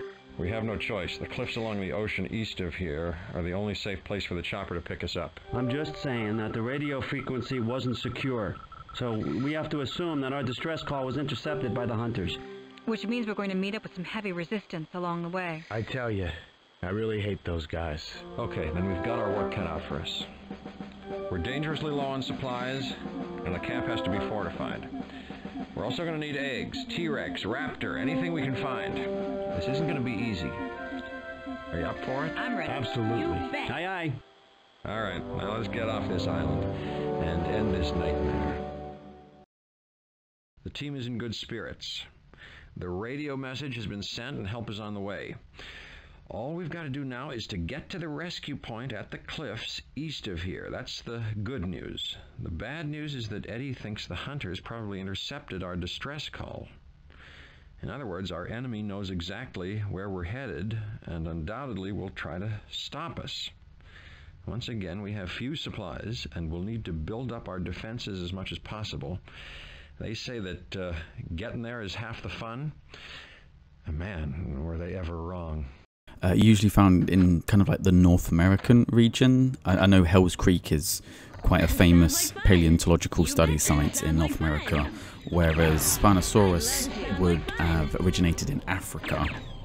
So even though obviously the continents have shifted somewhat since the Cretaceous and Jurassic period, I always find it quite interesting if you actually look about how the land masses have changed over time. But even with that said, it's unlikely that Spinosaurus and the T-Rex would really have ever come into contact with each other. I mean, you can kind of tell in the way that their even their mouths are designed. The Spinosaurus has more of a elongated, snapping jaw, and I believe that's because they would hunt almost kind of like crocodiles would, like under the water ambush predators. Whereas the T-Rex, I know there's a lot of debate at the moment that pisses people off. I remember there was some controversy at a time about whether or not T-Rexes were scavengers or not. And I believe the consensus nowadays is that T-Rexes were just purely opportunistic. They would hunt and they would scavenge. Obviously, I don't think they were able to completely rely on scavenging just because of the sheer mass of them. But if you came across a carcass and there was, like, you know, half a eaten Triceratops and still tons of good meat on it, yeah, I would probably go for it. Why not? So we could stick around a little bit more to try and see if there's any more supply drops, but we're just going to make our way to the end of this and prepare for our final mission with 71 eggs in tow.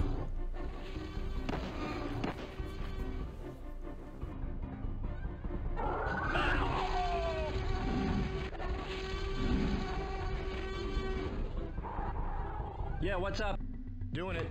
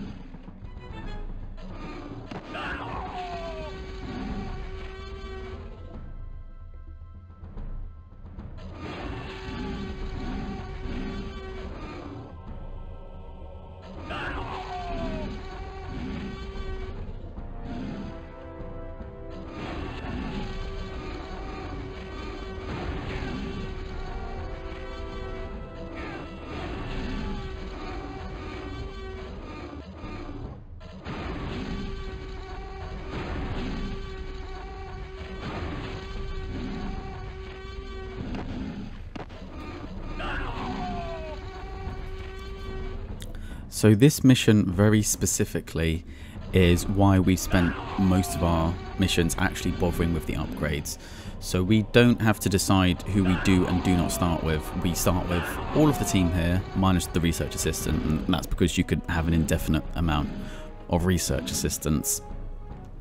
And we need to make sure that none of them die. We need to get them all to the final helicopter point, so if any of them get taken out, we fail this mission. Which is why it's very useful to upgrade them with the extra armor and the extra weapons so they can attack from a distance, and do everything we can to not get them killed, basically. And in addition to all of the characters we start with, it's nice enough to give us a T-Rex to start with, which is very, very appreciated, and 3 Velociraptors, which we're going to just keep to the side. They are good for clearing out the initial beginning part, but they, as I've mentioned before, they're kind of glass cannon-y. They are very fragile, and we don't want to risk them. Don't have to tell me twice. So to speed up the process, I'm going to build 2 incubators this time. And although we only relied on T-Rexes in the last mission, we do actually need a few herbivores for this. And the reason for that is if we want to collect all of the eggs, that's okay, let me rephrase that. We don't need herbivores to complete this mission. However, if we want to go for our completionist, which is what we're going to try and do, we need to eat our way through some vegetation. And that's the only way to collect some of the eggs and some of the supplies on this mission. So we're going to put him to good use. We're still going to be using the T-Rex as our main combat role because it's the most effective, why wouldn't you? And we're just going to have our Triceratops be on chomping duty down there to slowly get away through. It's almost like a maze of cells. One thing, complete tangent again, always find it quite interesting. The name cell in, you know, biology terms originated from the fact that there were Buddhas and Buddhist monks, and they used to have very small compartments that they called cells, and that's where the name, as far as I'm aware, originated from, unless my researchers lied to me. Well, what's the old expression? Don't believe everything you read on the internet just because it has a quote next to it. Abraham Lincoln 2019. But I'm fairly certain that's where the term cell comes from. And that might also be why in biology you have cells, because they look like small little compartments under a microscope, and also why you have prison cells, because again, small compartments like the monks used to use.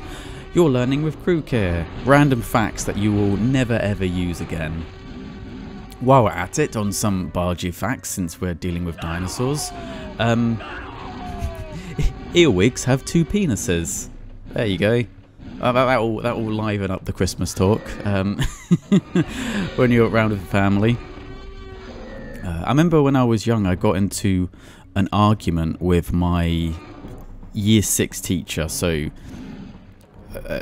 to relate it in like American terms, Year 6, you are, I think you're about 10 or 11, 10. I think you're about 10 years old. And I remember we had like an end of school quiz. And one of the questions was, what is the largest dinosaur? And me being the dinosaur kid, I was like, oh, I know this. Because I was reading these dinosaur comics at the time. And there was the reports, and they didn't have a complete skeleton of it at the time. But of a dinosaur which at the time they dubbed Seismosaurus, which is spelled like Siasmosaurus, so like S-I-E-S. And it was reported in this magazine, which, you know, as a kid, if you see it in a magazine, you're going to believe it. You know, it's printed, and it was, you know, apparently had lots of very reputable paleontologists working in this magazine from different universities. So I was like, right, well, Seismosaurus was reported to be 52 meters in length. So, you know, half of a 100-meter running track. That's humongous.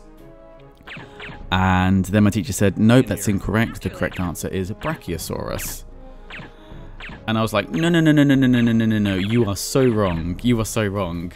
And they were just like, well, no, that's what it says. And it's like, no, my fucking magazine, motherfucker, says otherwise. And I remember bringing my magazine in to school the next day to try and argue with my teacher to win these points, which didn't even mean anything. It was just a silly quiz at the end of the day. I was always trying to one up the teachers. I was a sad kid. I've just grown into a sad adult. But the whole idea of Seismosaurus was eventually kind of debunked, because the paleontologists, what it was, they were never able to get a complete skeleton, and it's now believed that it was actually 2 separate skeletons from 2 species of sauropods that they confused into being one, and that's why they thought it was so damn big, because there was 2 skeletons to it. In reality, I don't think there's any land terrestrial animals that manage to grow up to 52 meters in length. I'm still fairly certain the largest dinosaur isn't Brachiosaurus, and when you say largest, you have to think, okay, is that in terms of height? Is that in terms of length? Is that in terms of total mass? Brachiosaurus is obviously a very big dinosaur, but it's not the largest. Not even just, you know, land and sea, just the largest full stop. I don't think we're ever going to fully know what that is, because obviously only a small portion of dinosaurs are ever fossilized.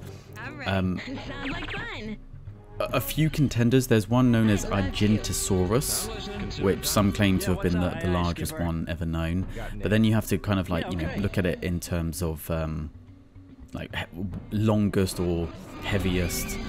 And the heaviest sauropodomorph, which is, you know, long-necked dinosaurs, well, long-necked dinosaurs, that's where people know, is Marapunisaurus fragilamus, which I've probably butchered that name, which was apparently around 99 tons. And the longest one was Barosaurus lentus, which was reported to be up to 48 meters in length. But again, when you're dealing with fossils, you can never be 100% exact with it, and there's a lot of guesswork, I guess, in a sense, to which ones were the biggest and which ones were the smallest. And in some cases, whether or not they were even different species. There's a form of herbivore which is quite similar to the Triceratops, in that it has the crest on its head and it has elongated horns, and they ended up referring to it as a different species known as Torosaurus. But I know now there's a little bit of confusion as to whether or not they were actually 2 different species, or whether one was just a juvenile version of the other, because they are so closely linked. And a lot of answers probably sadly never really fully know. The problem with DNA is that it has a half-life. I think it's estimated to be around 521 years. So every 521 years, half of it has decayed.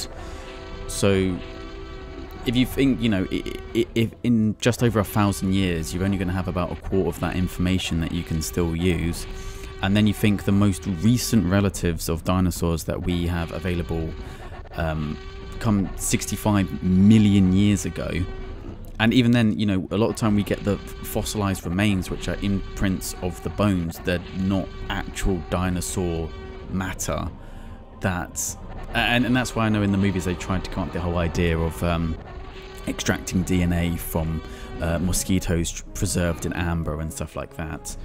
But realistically speaking, to try and get any kind of meaningful DNA from dinosaurs that existed that long ago is just not going to happen. The only conceivable way I can think of that you would be able to recreate dinosaurs is if you literally were to splice them from scratch, which is obviously not an area of technology we have at the moment.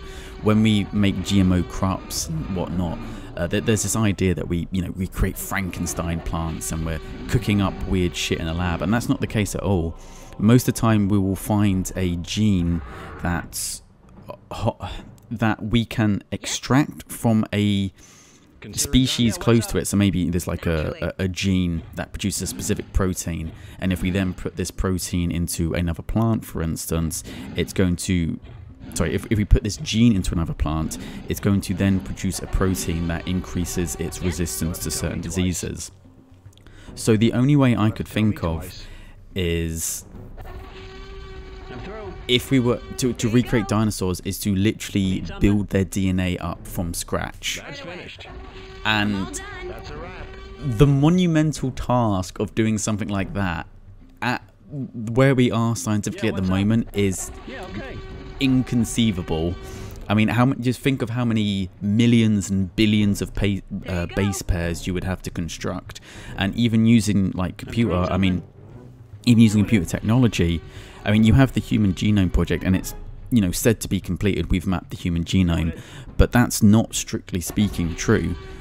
We don't have all variations of all different genes. We don't know what everything does, and that's why we have to still have research into hereditary diseases to this day. Because although we have mapped, I think a better way of saying it is, we have mapped a human genome, we have not mapped the human genome, because we don't know what all the differences between different humans are. And although we have the sequence, we don't know what all of it does. We know what a surprising amount of it does, and there are websites known as blast searches that you can use to kind of look at what different genes and different organisms do. So our knowledge on the subject has improved tremendously over the last 20 years, but there's still a huge amount about humans we don't know. And I mean, even just some efforts to try and bring back extinct animals that only went extinct like 100, 200 years ago, which is theoretically seems very possible, but you have to think about the funding. There's so many other factors involved that the idea of bringing back dinosaurs, the only way we could do it, we wouldn't be able to do it with original DNA. We would have to essentially kind of create a copy of the DNA based on what we know about the dinosaurs, and hope that that copy is representative of the original dinosaur. And then you have to think about all the different housekeeping genes for like different kind of diseases and everything you have to take into account.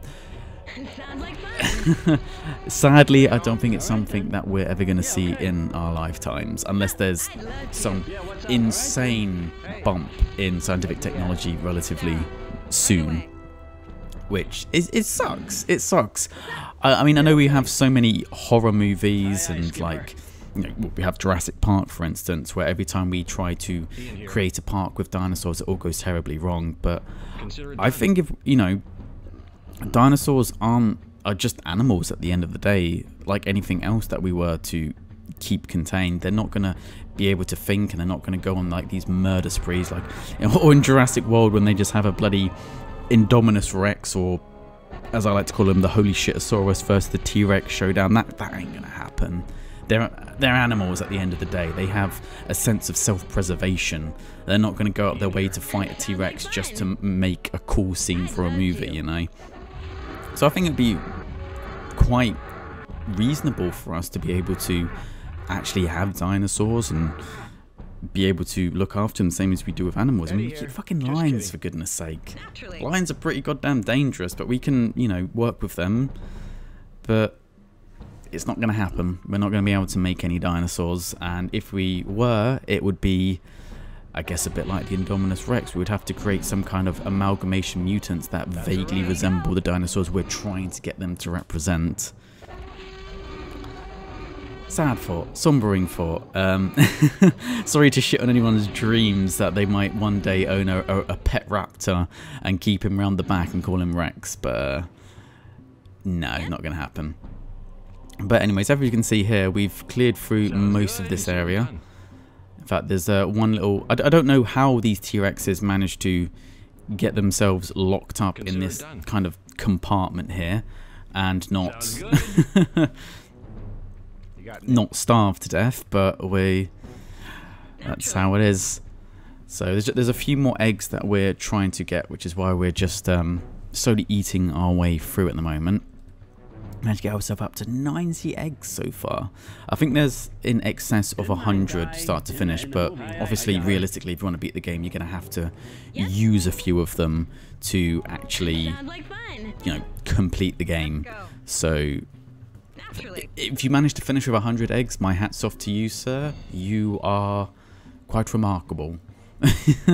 For those of you who still go back and play it, and as I've mentioned before, I will leave the link in the description so you're capable of doing that, as it is abandonware. And you know, if you're a little bit sad that your PC is not strong enough to play Cyberpunk 2077 or Crisis or anything else, I'm gonna go out on a limb here and say it should probably be able to run Jurassic Park Chaos Island.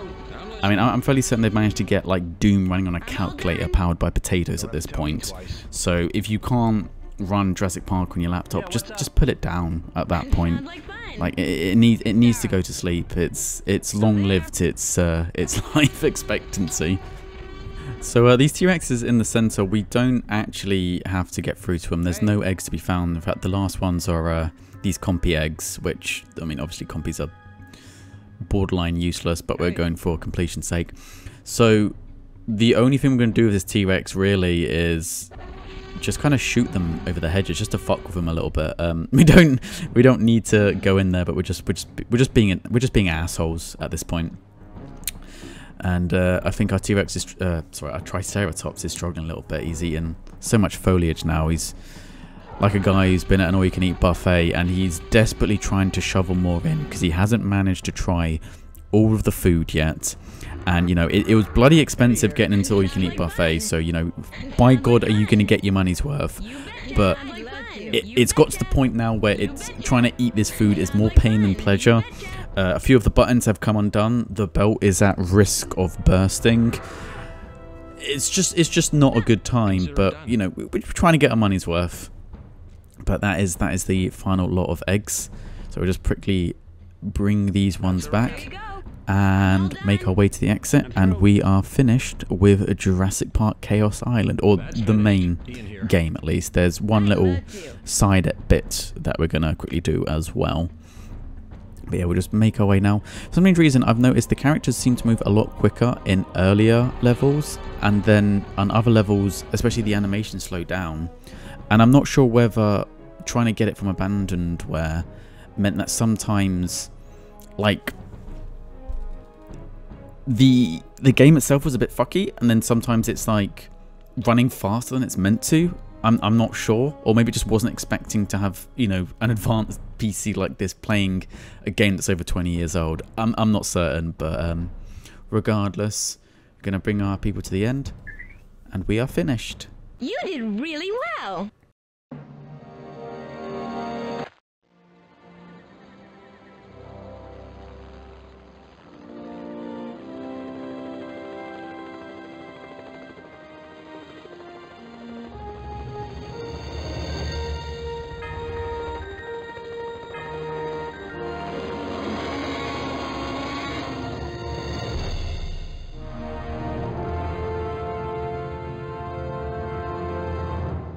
So that is the main game done, and the only thing we have left is our bonus level that we get to enjoy for having completed the game.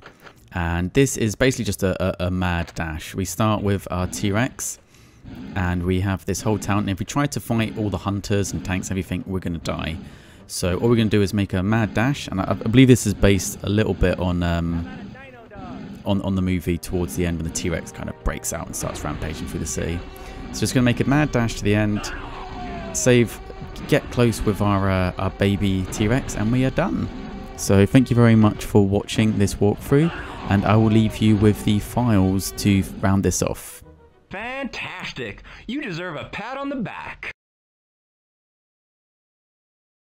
There are many ways to describe Dr. Ian Malcolm. Skeptic, radical, eccentric, but it's because of his flawless logic and sharp leadership skills that I chose this brilliant mathematician for this expedition. His injuries from the unfortunate incident on Isla Nublar have slowed his step a wee bit, but not his wit. I would not have attempted this venture without him. Try as you may, it's impossible to contain Sarah Harding. This energetic paleontologist can hold her own in just about any situation, which is why I didn't hesitate to send her to the island ahead of the others. Her vast knowledge of animal behavior makes this famously tough young woman an extraordinary asset to the team. Every well-organized expedition has a backup plan. Mine is Nick Van Owen. I consider him my wild card, my ace in the hole, you might say. This rugged young optimist has boundless energy and can always be counted on in a pinch. Nick's experience in the art of sabotage and his skill in photography make him invaluable. Although he's more than a little nervous concerning the team's safety, I have absolutely no doubts as to the courage of Eddie Carr. He may protest a bit, but I've never known this man to stand down from a challenge. He's as strong as an ox and an absolute whiz with machinery. I can't believe I'm really here. This is the first real expedition I've been on with my father. He sure was angry when he found out I'd stowed away. I tried to explain to him that I could be a real help and I don't need to be babied. And even Sarah said that I'm brave and fast and smart, but he doesn't understand. I mean, hello, I'm 12 already. Anyway, I'm glad I'm here, even if it is scary sometimes. A research assistant is an absolute necessity for a successful expedition. Not only is he ready for any task that might be assigned to him, but he also has an uncanny knack for being in more than one place at a time. He may not possess a great deal of endurance, but he more than makes up for it with his eagerness and devotion. Even though the Parasaurolophus is over 30 feet tall, you don't have to be too scared of them, because they're vegisaurs, you know, plant eaters.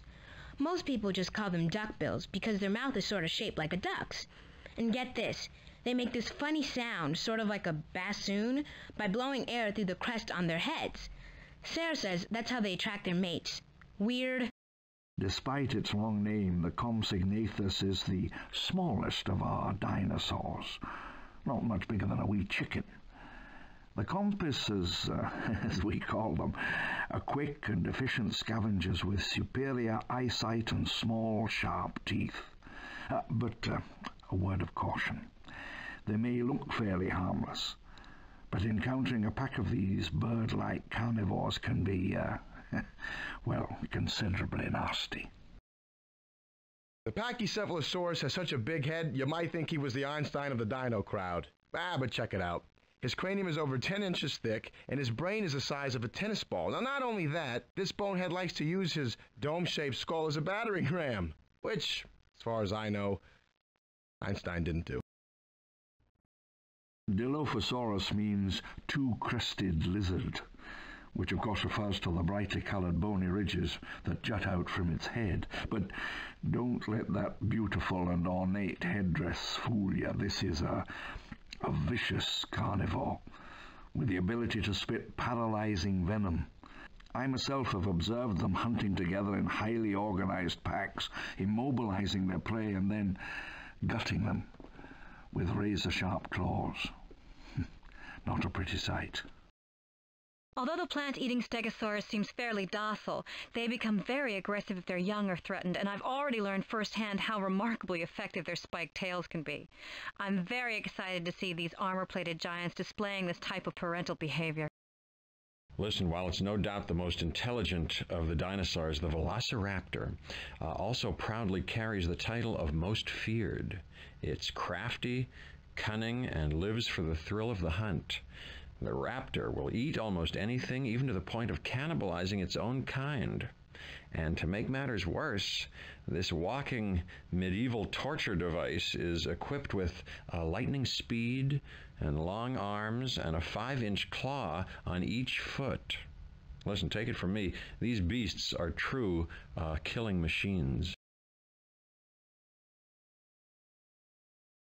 The distinctive features of the Triceratops with its 3 impressive facial horns makes it familiar to nearly everyone.